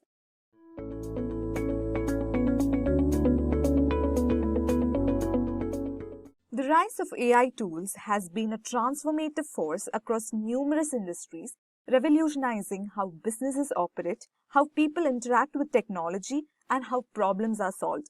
AI-powered tools can assist healthcare professionals in interpreting medical images such as X-rays, MRI scans, and CT scans, leading to faster and more accurate diagnosis and treatment planning. Isn't that a fascinating innovation? But do you know how to make prompts for these AI tools? That is where prompt engineering comes into the picture. So what is prompt engineering? A prompt refers to the input provided to a language model to obtain a desired response. It serves as the initial instruction that guides the language model in generating output text or completing a specific task. As generative AI tools improve, it is important for users to provide customized prompts to generate outcomes according to the user's needs. Prompt engineering involves crafting precise prompts to generate desired responses from language models like GPT and Google Bard. It's about designing prompts to obtain the desired type of information in the generated text. It is the process of refining large language models or LLMs with specific prompts to generate various AI services. So, who are prompt engineers? Prompt engineers are typically individuals with expertise in natural language processing, machine learning, and computational linguistics. They specialize in designing, optimizing, and fine-tuning prompts to achieve specific objectives with language models. They collaborate with researchers, developers, and other stakeholders to create prompts that yield desired outputs from the models, whether it's generating accurate translations, summaries, or creative content. Moving on to the prompt engineer's salary. In India, the annual salary range for an entry-level prompt engineer with 0 to 2 years of experience is between Rs 3 lakhs and Rs 6 lakhs. The annual salary range for a mid-level prompt engineer with 2 to 5 years of experience is Rs 6 lakhs to Rs 12 lakhs. The annual salary of a senior prompt engineer with 5 or more years of experience is between Rs 12 lakhs and 20 lakhs. Whereas in the USA, an entry-level prompt engineer with 0 to 2 years of experience has a salary of around $31,000. The average annual salary for mid-level with 2 to 4 years of experience is around $60,000 per year. The annual salary of a senior prompt engineer with 5 or more years of experience can exceed $91,000. Moving on to the prompt engineer responsibilities. First of all, prompt design. Prompt engineers develop effective prompts considering factors such as context, language style, input format, and desired output. Second is optimization and fine-tuning. They experiment with different variations of prompts and parameters to optimize their performance. They fine-tune prompts based on iterative testing, evaluation, and feedback to achieve desired outcomes, such as improving the accuracy of generated text. Third, data analysis. They then analyze relevant data sources and data sets to identify patterns and insights for prompt design and optimization. They then try to understand the characteristics of the data to create prompts that capture the underlying context and semantics effectively. And finally, evaluation. They conduct testing and evaluation of prompts to assess their performance across different data sets and use cases. They validate the effectiveness of prompts in generating desired outputs and achieving the intended task objectives using metrics and benchmarks. Now let's explore some basic steps to becoming a prompt engineer.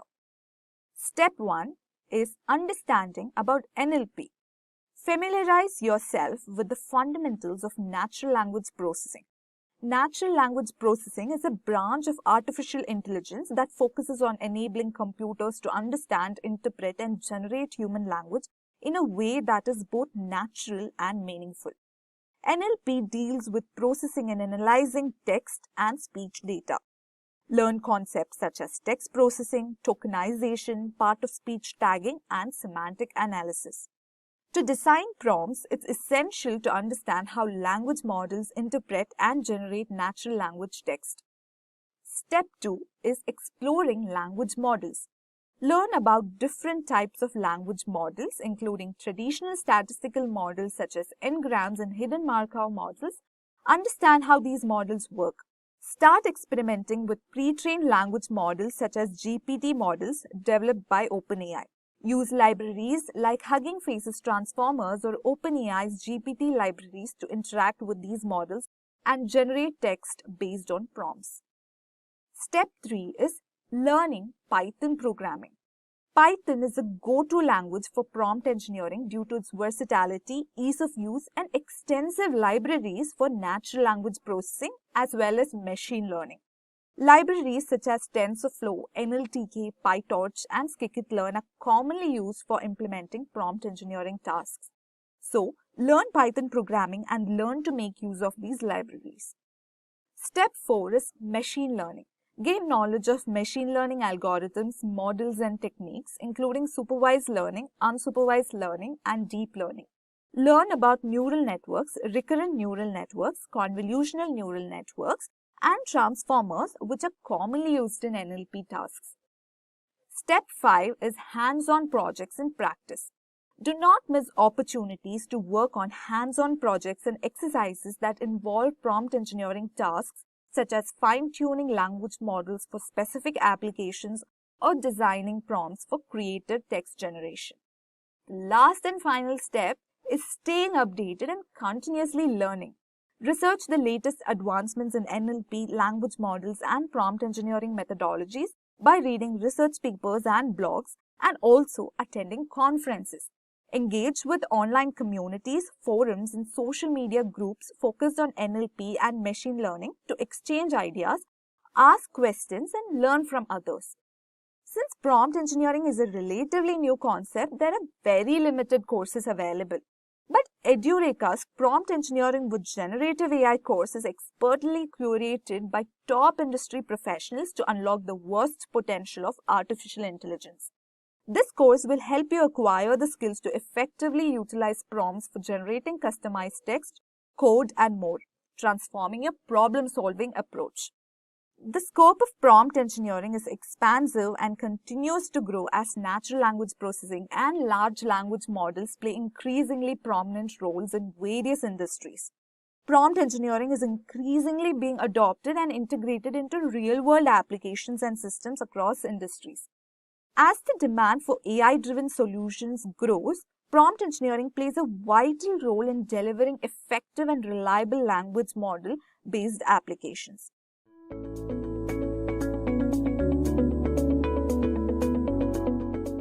Want to know a secret? There are some amazing tools out there that can help you work smarter, not harder. And they are called generative AI tools, and they are changing the game for people in all kinds of industries. These generative AI tools can help you save time, boost your creativity, and get more work done in less time. So whether you're a student, a professional, or just someone who wants to stay ahead of the curve, this video is for you.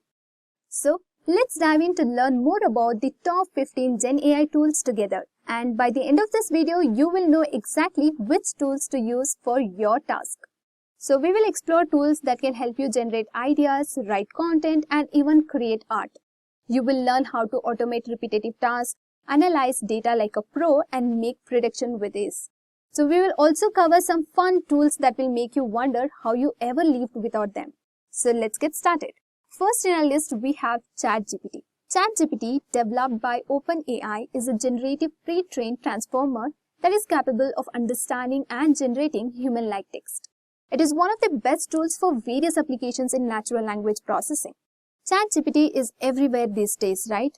People from different industries and backgrounds use it for all sorts of things. Like for example, businesses use it to help out with customer support, and to find new leads and to do market research. Also, the writers, bloggers, and content creators use it to come up with interesting ideas and to make their content super engaging. And developers and technologists even use ChatGPT to build AI-powered applications, chatbots, and tools. So basically, ChatGPT is used across many more domains for different purposes. It is one of the most commonly used tools. One of the best things about ChatGPT is that it gives free access to AI content development. So to use ChatGPT, simply open the interface and input a prompt or question. It can be about anything. Like for example, if you are a programmer and you want to understand how a program works, you can paste your code into ChatGPT and ask it to explain. Let me take an example to find a factorial of a number. So once you copy paste your program, just type in explain the program.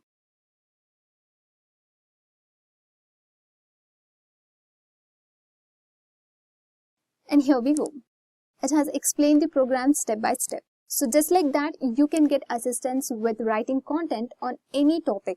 And if you're not satisfied with its response, you can request another one and it will provide you with as many responses as you need. Customer support representatives, content creators, developers, educators, and researchers use ChatGPT to generate text, answer questions, or engage in conversation in various applications and platforms. Let's move on to the next tool on our list, and that is Bard. Bard is a generative AI chatbot developed by Google, which is now called Gemini. It is designed for creative writing tasks and is built on Lambda, a transformer-based model. Bard can help you do tasks such as coding and solving math problems, and as well as write, plan, and learn more. You can also generate images through the Gemini. It recognizes speech in over 100 languages and help with audio translation as well. So without the need for any extra tools, Gemini can understand tricky visuals like charts and diagrams all by itself. And it is also the best tool for describing images and answering questions about them. So to get access to Gemini, you need to sign into your Google account and start chatting with Gemini. You can provide prompts with various inputs such as text, images, videos, or even code. You will also have the options to integrate with Google apps such as Gmail, Docs, Sheets, and more. So let's try it out. So imagine you have an image or a diagram that needs explaining. So all you need to do is click Upload Image and select the image from your device and type Explain the diagram.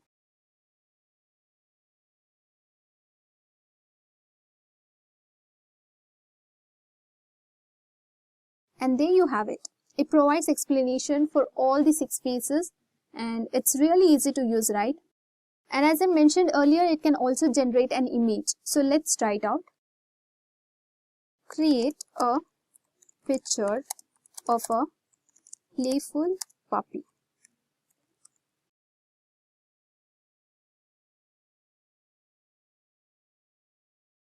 So as you can see the screen, Gemini has generated images, and if you're not happy with these images, you can ask to generate more images. And Bard is used for content creation and writing. So it's often used by writers, bloggers, marketers, educators, and anyone who needs assistance with generating content, brainstorming ideas, or even improving their writing skills. The next tool that we have on our list is Birdin. So Birdin is a generative AI tool developed by OpenAI, and it's an AI assistant that simplifies repetitive tasks and effortlessly automate tasks within Work app. There's no need for complicated builders or scripts. You just tell Birdin what you need and it will do the task in no time. Birdin learns from you to create personalized automation, and it works with many apps and websites, making your task easier. Birdin is a great tool for making work easier, so it is used by managers, sales team, recruiters, and others who want to automate repetitive tasks and get more work done efficiently. And through Birdin, you can connect data and actions from one app to automate tasks in another. Also, Birdin works with many popular apps to make your work easier. Birdin can also handle tasks in your apps and websites like filling out forms, sending messages, or creating reports. It makes the task easy for you. And workflows are like chains of actions triggered by you or changes in your app. So they handle repetitive tasks for you, freeing up your time for more important things. The next generative AI tool on our list is Rephrase AI. Using this tool, you can effortlessly turn your text into videos. You can create professional-looking videos with a digital avatar in minutes and no complex production is needed. It will convert text to video in just 3 easy steps. So first, pick your favorite digital avatar, then add your message, and finally, render your video with Rephrase Studio. Simple, right? Rephrase AI can handle over 40 languages, allowing you to create high-quality videos and animations that a person can speak using only text as input. Rephrase AI is used in various productions and content creations. Marketers and content creators often use it for social media platforms like YouTube, and even business owners use it to generate videos content quickly and efficiently. Next, moving on to Synthesia, the next tool on our list. Synthesia is a #1 AI video generation platform that effortlessly transforms text into videos. So you can produce studio quality videos with AI avatars and voiceovers in over 130 languages. And with over 160 ready-to-use options, you can create engaging video instantly. Choose from 160 characters to make your videos more interesting, then customize avatar outfits and logos to represent your company, and even make realistic conversations in the video to look more real. This tool will also create subtitles for your videos without doing it manually and allows you to replicate your voice. It's just fun and professional to use. Synthesia is easy to use. Simply add your script, select the language, and click Generate Video. You can also customize the AI avatar, colors, fonts, and layouts to personalize the video. Finally, download the video in MP4 format or get a shareable link. Synthesia is used widely across industries to create engaging video content. So it's used in learning, IT, sales, customer service, marketing, and enterprise to streamline various tasks from training to communication and advertising. Now moving on to DALL-E 2. It is an AI system from OpenAI that uses deep learning methodologies to produce realistic images and art just by describing them in natural language. DALL-E 2 learns from examples, so you can describe what you want in natural language and get different images and art. You can also make changes to existing pictures using the in-painting tool and replace a part of an image with AI-generated imagery. DALL-E 2 is used in creating content generation, and it's often used by artists, designers, marketers, educators, and developers who need assistance with generating visual content, creating art, designing graphics, and exploring creative possibilities using AI technology. Next, Type Studio. Type Studio is a flexible editing tool ideal for podcasts, streams, interviews, and other type of content. It's a video editor that allows you to edit your video by simply editing the text transcript from the video. With its advanced AI-driven features, Type Studio streamlines the editing process, enabling content creators, podcasters, and businesses to produce high-quality videos and podcasts with minimal efforts and time. Type Studio provides a range of features, including auto-subtitling, transcribing videos, converting video to articles, converting text to articles, translating subtitles, adding images to video podcast, voiceovers, and editing podcast. And next on our list, we have Descript. Descript is your all-in-one solution for writing, recording, transcribing, editing, collaborating, and sharing your videos and podcasts. In Descript, editing video feels as simple as working with documents and slides. Podcasters can effortlessly edit multi-track audio similar to editing a document. And screen recording are instantly captured, edited, and shared. Transcription is speedy and accurate with powerful correction tools. And finally, content can be repurposed into clips using templates, subtitles, and more. Descript offers a wide range of powerful AI features to elevate your video and podcast. Firstly, you can seamlessly edit videos by editing text. Descript transcribes your video content, allowing you to make edits just as effortlessly as you would in a document.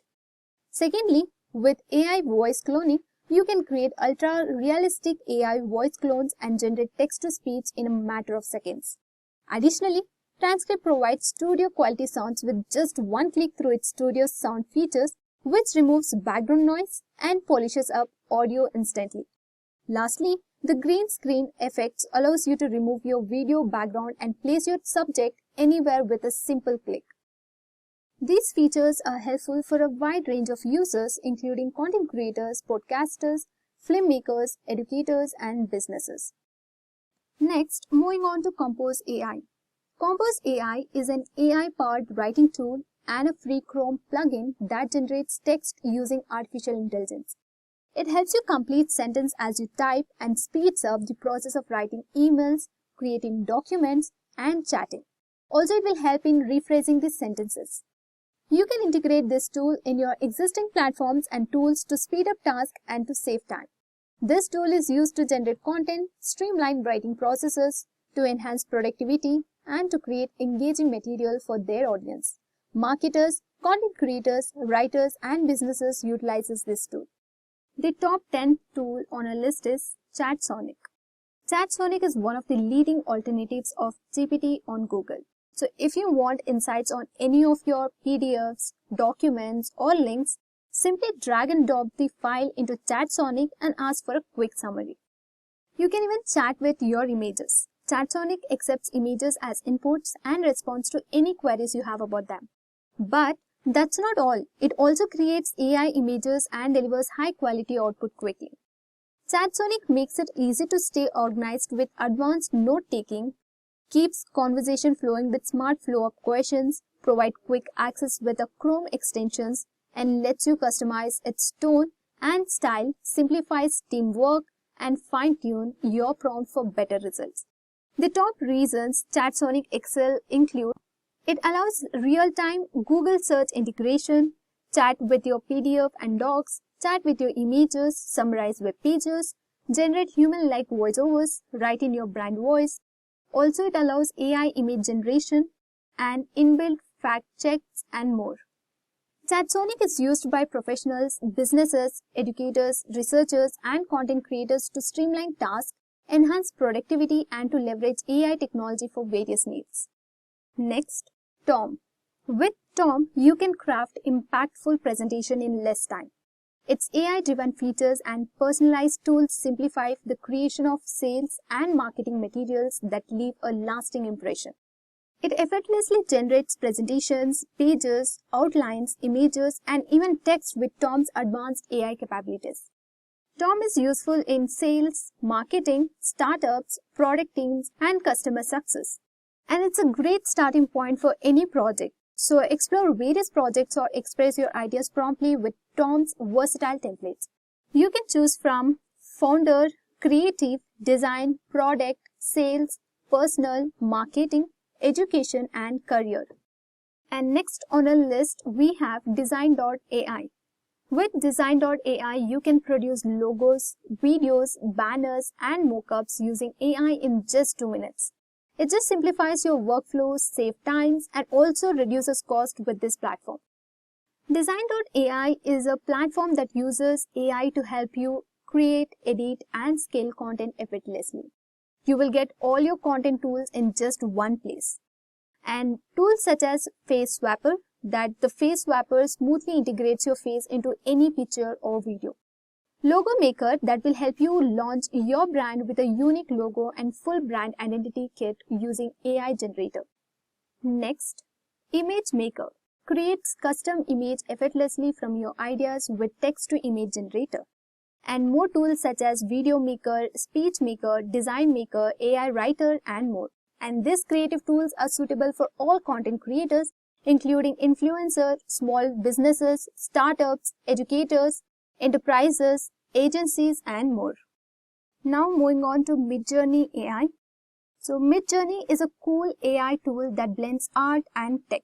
You can describe what you want in words and it turns those descriptions into stunning pictures.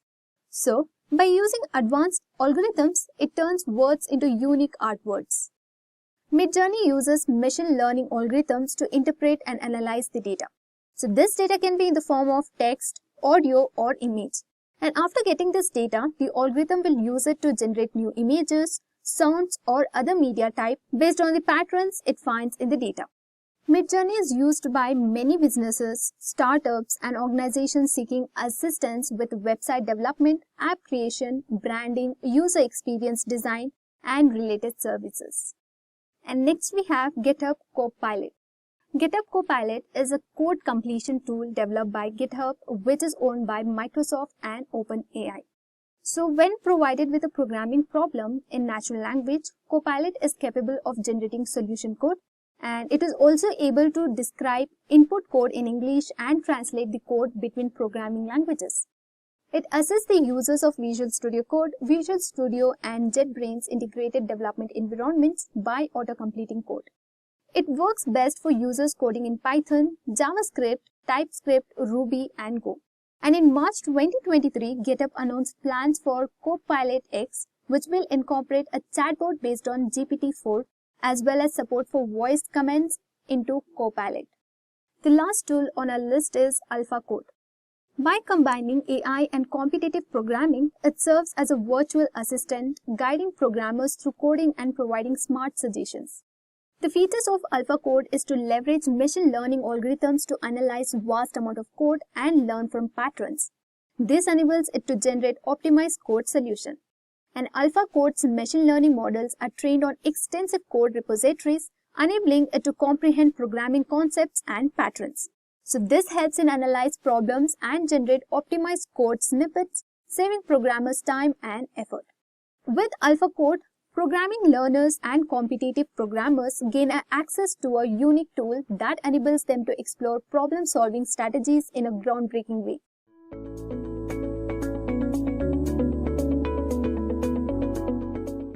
As generative AI technology continues to advance, roles like Gen AI engineers and Gen AI specialists are experiencing high demand. Well, Gen AI engineers focus on designing, developing, and deploying AI models, while Gen AI specialists concentrate on applying these models to real-world use cases, aligning them with business objectives and driving innovation.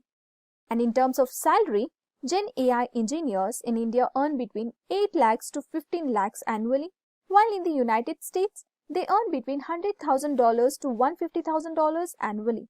Similarly, Gen AI specialists in India earn between 12 lakhs to 25 lakhs per year, while in the United States, they earn an average salary of $120,000 annually. So, as these roles grow, the competition for jobs increases, so preparing for interviews is crucial. So let's get started with our first question, that is, how traditional AI different from generative AI?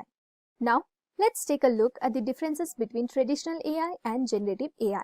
Traditional AI relies on predefined algorithms and primarily works with labeled, supervised data to solve specific problems, whereas generative AI uses advanced learning techniques to understand data structures, train on datasets, reason, and create new and innovative solutions. This ability to generate fresh output sets generative AI apart from traditional methods. Let's compare traditional AI and generative AI based on their functioning. So in traditional AI, the process typically involves data collection, model selection, training the model, evaluation, feedback, and finally deployment. And on the other hand, generative AI starts with data preprocessing, followed by AI model training, data generation, identifying patterns, and iterative training that incorporates feedback and acknowledgement. Once defined, the model is then deployed. And this iterative and creative approach makes generative AI more dynamic in its application. Well, the key differences is that traditional AI works on predefined rules while generative AI does not. So here are some examples to differentiate traditional AI and generative AI. Traditional AI is used in applications like image detection, stock market prediction, fraud detection, and voice recognition. Whereas generative AI is utilized for tasks such as content creation, predictive fashion trends, code generation, and advancements in healthcare industries. Moving on to next question. How does generative AI help in scaling businesses? Well, generative AI helps businesses scale by automating and optimizing process, creating personalized customer experience, and generating data-driven insights. Here's a breakdown of how it contributes. First, efficiency and automation. Generative AI automates repetitive tasks such as content creation, customer service via chatbots, and report generation, freeing up human resources for strategic activities. Next, pattern recognition. By analyzing vast data sets, generative AI identifies trends and patterns, enabling businesses to make proactive decisions, optimize operations, and predict market shifts. Next comes the content creation. It generates high-quality marketing materials, product descriptions, and creative assets at scale, which reduces the cost and production time. Next, personalized experience. AI customizes interactions and recommendations for customers, improving satisfaction and loyalty, which are critical for scaling. Next is the rapid prototyping and deployment. Generative models create simulations, prototypes, and even entire product designs, accelerating product development cycles and reducing time to market. And finally, enhanced decision making. AI-powered tools provide actionable insights and forecasts, guiding businesses in resource allocation, market strategy, and scaling efforts. Well, generative AI acts as a catalyst for growth by delivering scalable, innovative solutions that adapt to the dynamic demands of modern business environments. Moving on to our next question, what are some common applications of generative AI in real world? Generative AI has the wide range of application in real world like gaming. In the gaming industry, renowned companies like Nvidia and Ubisoft are utilizing generative AI to enhance various aspects of game development and player experience. Generative AI is being used to boost creativity, improve screen time dynamics, refine shadow techniques, and elevate the overall player experience, making games more impressive and engaging. Next, in content creation. So in the field of content creation, companies like Microsoft Azure and OpenAI, the creators of ChatGPT, are developing advanced algorithms to generate unique and innovative content. This content not only captivates audience but is also highly appreciated by critics, showcasing the transformative potentials of generative AI in creative industries. Next, in fashion and design. In the fashion and design industry, companies like H&M Group and Nike are leveraging generative AI to offer personalized clothing, shoes, and accessories online. This innovative use of AI has brought significant advancements, enabling these brands to enhance customer experience and set new standards in personalized fashion. Next, in healthcare industries.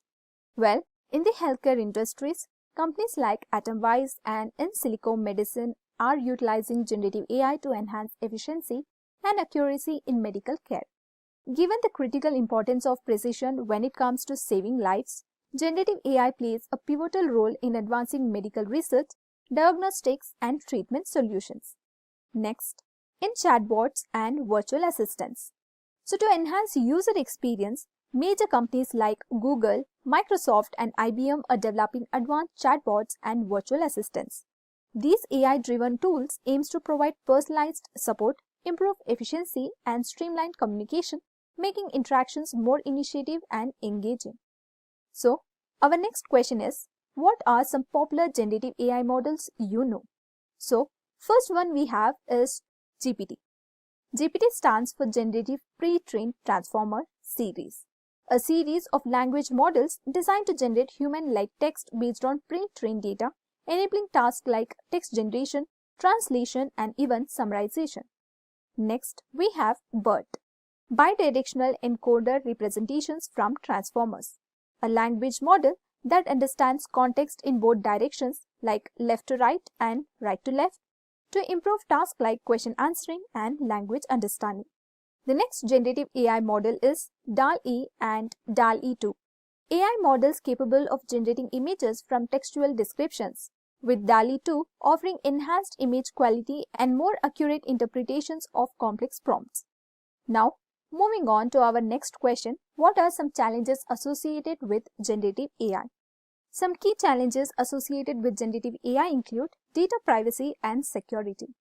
Large dataset used for training may compromise user privacy or include sensitive information, leading to regulatory and ethical concerns. Next, bias and fairness. Generative AI can amplify biases present in the training data, resulting in outputs that are unfair or discriminatory. Next is the quality and accuracy. Ensuring the quality and factual accuracy of AI-generated content is difficult, especially with diverse and large datasets. And the next challenge is interpretability and transparency. Generated content can lack traceability, making it hard to explain or justify outputs. potential for content to closely resemble on copyrighted material. And the next challenge is ethical concerns. Misuse of generative AI for malicious purpose, such as creating deepfakes, spreading misinformation, or automating spam. Next, resource intensity. Training generative models requires significant computational resources, leading to high cost and environmental concerns. And finally, deployment challenges. So, ensuring robust, scalable, and safe deployment of generative AI models in real-world application is complex. And addressing these challenges requires a combination of technical solutions, ethical guidelines, and legal frameworks. Moving on to next question. What is the large language model and how is it used in generative AI?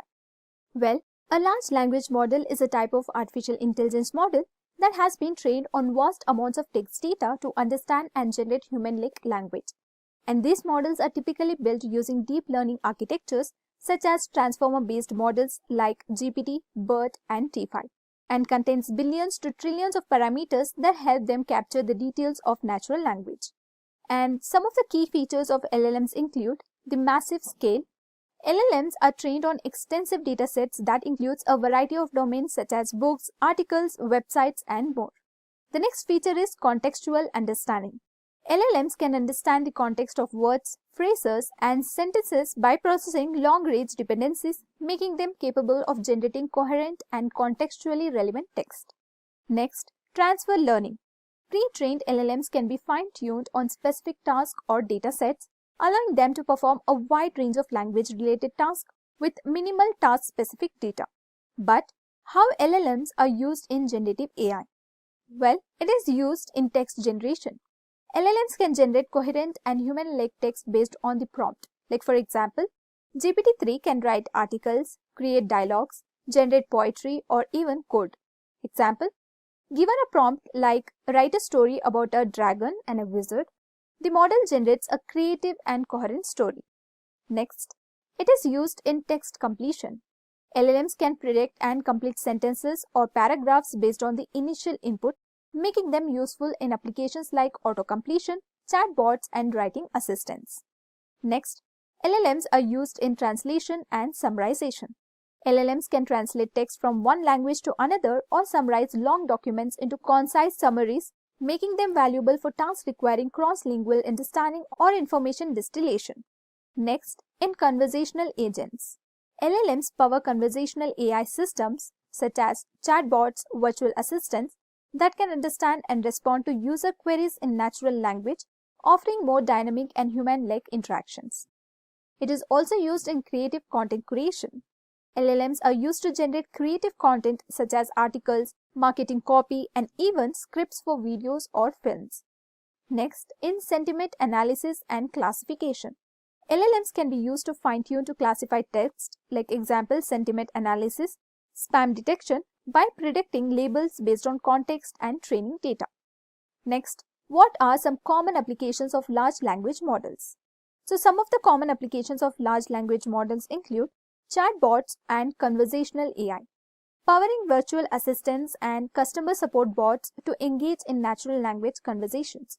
Next, language translation, translating text from one language to another while preserving meaning and context. Also, in summarization, automatically compressing large documents or articles into concise summaries. And you can also give examples of sentiment analysis, which determines the sentiment or emotional tone of text for applications in social media monitoring, customer feedback analysis, and more. Also in code generation, where it is assisting in programming by generating code snippets based on natural language descriptions. And the next question is, what is prompt engineering and why is it important in generative AI? Well, prompt engineering is the process of designing and refining prompts to effectively guide the output of a generative AI models, particularly language models like GPT. In the context of generative AI, a prompt is an input or instruction provided to the model, which it uses to generate a response or output. The quality, clarity, and structure of the prompt can significantly influence the model's output, making prompt engineering a critical skill in maximizing the performance and usefulness of these models. The image shows the concept of prompt engineering, emphasizing its role in optimizing interaction with AI systems. It highlights three key objectives: improving accuracy, which ensures precise responses, enhancing relevance, which tailors outputs to user needs, and increasing efficiency, which streamlines process for better performance. And together, these elements demonstrate how effective prompts design can significantly improve the overall functionality and outcomes of AI models. Next, how does generative AI handle the creation of text-based content? So, the generative AI generates text-based content through a process that involves several key steps. Here's a simplified explanation. First, training on large data sets. Pre-trained on large data sets, AI models like GPT are trained on vast amounts of text data from diverse sources such as books, articles, and websites. This extensive training helps the model to learn language patterns, context, and general knowledge, forming the foundation for its ability to perform various language tasks effectively. Next, the architecture of the model. Generative AI models are built on the transformer architecture, a highly effective framework for processing sequential data. It leverages mechanisms like self-attentions to understand context and relationships within text, enabling tasks such as language generation and comprehension. Next, generating responses. The generation process involves multiple stages, including structuring ideas, connecting relevant information, analyzing data, writing coherent content, and finally deploying or delivering the output in a meaningful and usable form. Next, iterative process. In simple terms, it means improving the model by training it, receiving feedback, and making adjustments based on that feedback to enhance its performance. So in summary, generative AI models like GPT generate text by predicting word sequence based on learned patterns from extensive training data, while understanding and maintaining context throughout the generation process. Examples of generative models include GPT-4, BERT, Transformers, and T5, which stands for Text-to-Text Transfer Transformer. Moving on to the next question, can you explain how generative AI is used in chatbots or language translation? Generative AI enables chatbots to produce contextually relevant, coherent, and human-like responses, improving the user experience. Key areas where generative AI contributes include generating responses. By leveraging large language models, generative AI can produce more natural and engaging responses, making chatbot interactions feel more human-like. Next, creativity. Generative AI can be used to generate creative content such as poems, stories, or scripts, which can be incorporated into chatbot conversations to make them more entertaining and engaging. Next, personalization. Generative AI can analyze user data to personalize chatbot responses, making the interaction feel more tailored to the individual user. And then we have context management.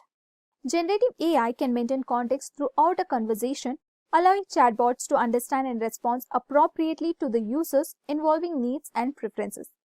These capabilities of generative AI are transforming how chatbots and language translation tools are used, making them more effective and user-friendly. Now, moving on to the advanced level questions in generative AI. And the question is, what is the role of the data in training generative AI models? Data plays a crucial role in training generative AI models as the quality, quantity, and diversity of the data significantly impact the model's performance and output. Here are some of the examples of data usage in generative AI models. First, in image generation. For models like GANs, large datasets of images are used to teach the models how to generate realistic images. Next, text generation. For models like GPT-4, vast text from various sources like books, articles, websites are used to train the model to understand and generate human-like text. And next, in music generation. Models trained on large collections of musical compositions learn patterns in melody, harmony, and rhythm to generate new music. Now moving on to next question. How do attention mechanisms enhance the performance of generative AI models? Well, attention mechanisms significantly enhance the performance of generative AI models by allowing them to focus on relevant parts of the input data when generating each part of the output. So here's how they work and contribute to improved performance. The text at the top states that the attention mechanism is a critical innovation that enhances the performance of generative AI models. The diagram shows how multiple attention heads process information in parallel. Each attention head focuses on different aspects of the input sequence, allowing the model to capture complex relationships and dependencies between different parts of the data. The outputs of these attention heads are then concentrated and processed further to generate the final output. This multi-headed attention mechanism enables the model to learn more detailed representations of the input, leading to improved performance in tasks such as language translation, text summarization, and image generation. And the next question is, what is GANs, which stands for Generative Adversary Networks, and how do they function? GANs are the type of generative models that are particularly powerful for generating realistic data such as images, text, or audio. The diagram provides a clear visual representations of a GAN's architecture and its functioning. Well, GAN, which stands for Generative Adversarial Network, this is a central component. It highlights that a GAN is a system consisting of two main subnetworks. Next, generator. Generator is responsible for creating new data samples. Well, it takes input and attempts to generate realistic data points, example, images, text, that mimics the training data. Next is the discriminator. The discriminator acts as an evaluator. It takes an input both real data samples from the training set and the generated samples from the generator. Its task is to differentiate between the real and fake data, assigning a probability of being real to each sample. Now, let us see the functioning of GANs. GANs comprise two key components, a generator and a discriminator. The generator aims to create new data instances that closely resembles the training data, whereas the discriminator acts as a binary classifier tasked with differentiating between real data samples from the training set and synthetic data generated by the generator. The adversarial relationship between the generator and the discriminator drives the GANs to produce increasingly realistic synthetic data. So as you can see the screen, this image shows the functioning of a generative adversary network. It starts with random noise as input, which is fed into the generator network. This network attempts to generate a fake sample that resembles real data. The generated sample is then presented to the discriminator network alongside actual real samples from the training dataset. The discriminator's task is to classify each sample as either real or fake. So both the generator and discriminator networks learn and improve through this adversarial process, with the generator aiming to produce increasingly realistic samples that can fool the discriminator, while the discriminator strives to accurately distinguish between the real and fake data. Next, how do generative models like GANs help in image generation? Generative models like generative adversarial networks are powerful tools for image generation. GANs consist of two neural networks, the generator and the discriminator, which work together in a competitive process to create highly realistic images from random noises. Here's how GANs help in image generation. Generative models like GANs are powerful tools for creating realistic images. GANs use a dual network approach to achieve this. The generator network creates new images. The discriminator network evaluates these images, trying to distinguish between the real and generated images. This adversarial process forces the generator to create increasingly realistic images. Now, let's see the training process of GANs. In this process, the generator network strives to improve its ability to create realistic images that can deceive the discriminator. Conversely, the discriminator network focuses on enhancing its ability to detect fake images, leading to an ongoing improvement cycle for both networks. Through the continuous adversarial learning between the generator and discriminator, the generator eventually produces high-quality images that are so realistic that they can successfully deceive the discriminator. Moving on to next question, what are variational autoencoders and how do they differ from GANs? Well, variational autoencoders are a type of generative model that is built on the principles of autoencoders, a neural network architecture commonly used for unsupervised learning tasks like dimensionality reduction and feature learning. Key components are encoder. The encoder maps input data, for example an image, to a latent space, representing it as a distribution over latent variables. Next, the output. Instead of mapping to a single point in latent space, the encoder outputs the mean and variance of a Gaussian distribution. This distribution captures the uncertainty in the encoding process. Next, we have decoder. The purpose is the decoder takes the sample latent variables and maps it back to the data space, reconstructing the original input data or generating new data. Output: the decoder produces a reconstruction of an original input or a new data point that lies within the learned distribution. Next, what role can generative AI play in education, especially in creating customized learning materials for students? Generative AI can play a transformative role in education by creating customized learning materials that cater to individual student needs. Here's how it can be utilized effectively. First, in personalized learning paths. Customized content. AI generates tailored content based on a student's learning pace, interest, and proficiency levels. For example, if a student struggles with a particular math concept, the AI can create additional exercise or explanations focused on that topic. Next, adaptive assessments. AI can design assessments that adapt in real time to a student's performance, offering more challenging problems as the student progresses or providing more foundational questions if they encounter difficulties. Next, interactive learning materials. It provides dynamic textbooks. AI can create interactive textbooks that update based on the latest research and educational trends. These materials could include simulations, quizzes, and other interactive elements that respond on how a student interacts with the content. Next, simulations and virtual labs. AI can generate virtual experiments and simulations, allowing students to explore complex scientific concepts in a safe, controlled environment. Next, language and writing support. In grammar and style suggestions, AI can assist students in improving their writing by providing real-time feedback on grammar, style, and clarity. It can also suggest alternative phrases or vocabulary based on the student's level. Next, essay generation assistance. For younger students or those learning new languages, AI can help generate essay outlines or suggest content structure, helping them organize their thoughts more effectively. Next, automated content creation. Lesson plans. AI assists teachers by generating lesson plans that align with curriculum standards, saving time and allowing teachers to focus more on student interaction. Next, practice problems and quizzes. AI can create endless variations of practice problems and quizzes, ensuring that students get the repetitions they need without encountering the same problem twice.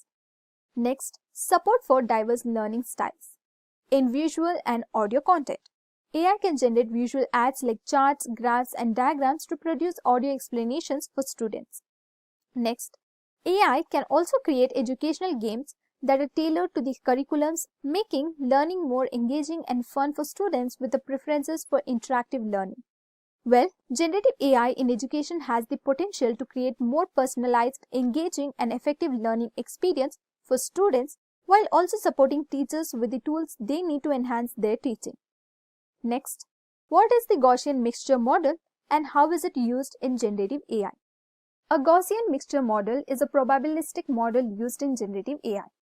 It assumes that data points arises from a combination of multiple Gaussian distribution. The image visualizes the concept, and the first shows a single Gaussian distribution, the second shows a mixture of two Gaussian distributions, and the third row shows data points generated from various Gaussian mixture model configuration. Well, it is valuable in generative AI for tasks like clustering, density estimation, and generating synthetic data. The graph demonstrates data generation using a Gaussian mixture model. After training on a dataset, it can create a new data points by sampling from a learned Gaussian distribution. The graph compares a theoretical normal distribution to data points generated through Monte Carlo sampling from this distribution, showcasing the accuracy of the generated data in capturing the underlying distribution. This technique is crucial in generative AI for tasks like creating synthetic data that resembles real-world data. Next question is, can you describe the concept of a transformer model? The transformer model is a type of deep learning architecture that has transformed the field of natural language processing and more recently has been adapted to other domains like computer vision, introduced in the paper Attention is All You Need in 2017. The transformer model moved away from traditional recurrent neural networks and convolutionary neural networks by relying entirely on a mechanism called self-attention. And this graph shows the increasing number of the model parameters in generative AI models over time. As the number of parameters grows, These models gain the capacity to process and learn from more complex data, leading to enhanced performance in tasks like text generation and image synthesis. However, this increase in parameters also comes with challenges such as increased computational cost and the risk of overfiltering, where the model performs well on training data but poorly on new unseen data. The next question is, what are model parameters and how do they affect the performance of generative AI models?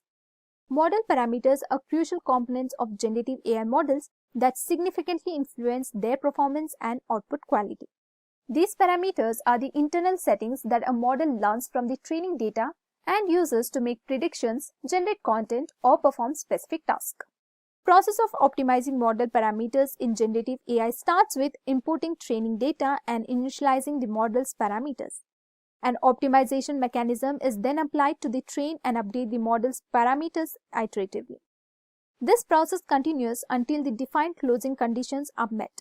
Finally, the optimized parameters are obtained, which are crucial for the model's performance in generating realistic outputs. Model parameters influence the content generation process, impacting the output quality. These parameters are crucial for feature learning, enabling the model to identify and utilize patterns in the data to generate realistic and meaningful outputs. And the next question is, how can generative AI be leveraged to create personalized experience for users in e-commerce? Generative AI can significantly enhance personalized experience in e-commerce by tailoring content, recommendations, and interactions to individual users. Here's how it can be leveraged. First, in personalized product recommendation. AI-powered recommendations personalize product suggestions by analyzing individual user data. By understanding browsing history, purchase patterns, and preferences, AI algorithms recommend products aligned with user interests, enhancing the shopping experience and driving sales. Next, customized marketing campaigns. AI enables personalized email marketing by analyzing user data to generate targeted content. By delivering messages with relevant products and promotions tailored to individual interest, AI enhances campaigns' effectiveness, increasing engagement and driving conversions. Next, tailored product descriptions and reviews. AI personalizes product descriptions by analyzing user data to highlight features most relevant to them. This enhances the shopping experience and increases purchase likelihood by providing targeted information. Next, virtual assistants and chatbots. AI-powered chatbots function as virtual shopping assistants. They provide personalized product recommendations, answer user queries, and guide them through their shopping journey based on individual preferences. Next, visual search and augmented reality. AI-driven visual search allows users to upload images of derived products. The AI then generates suggestions for similar items available in the e-commerce store, offering a highly personalized search experience. And by leveraging generative AI, e-commerce platforms can create a deeply personalized shopping experience that not only enhances customer satisfaction but also increases engagement, loyalty, and conversion rates. And with this, we have come to an end to this full course on LLM prompt engineering. If you enjoyed listening to this full course, please be kind enough to like it, and you can comment on any of your doubts and queries. We will reply to them at the earliest. And do look up for more videos and playlists and subscribe to Edureka's YouTube channel to learn more. Thank you for watching and happy learning.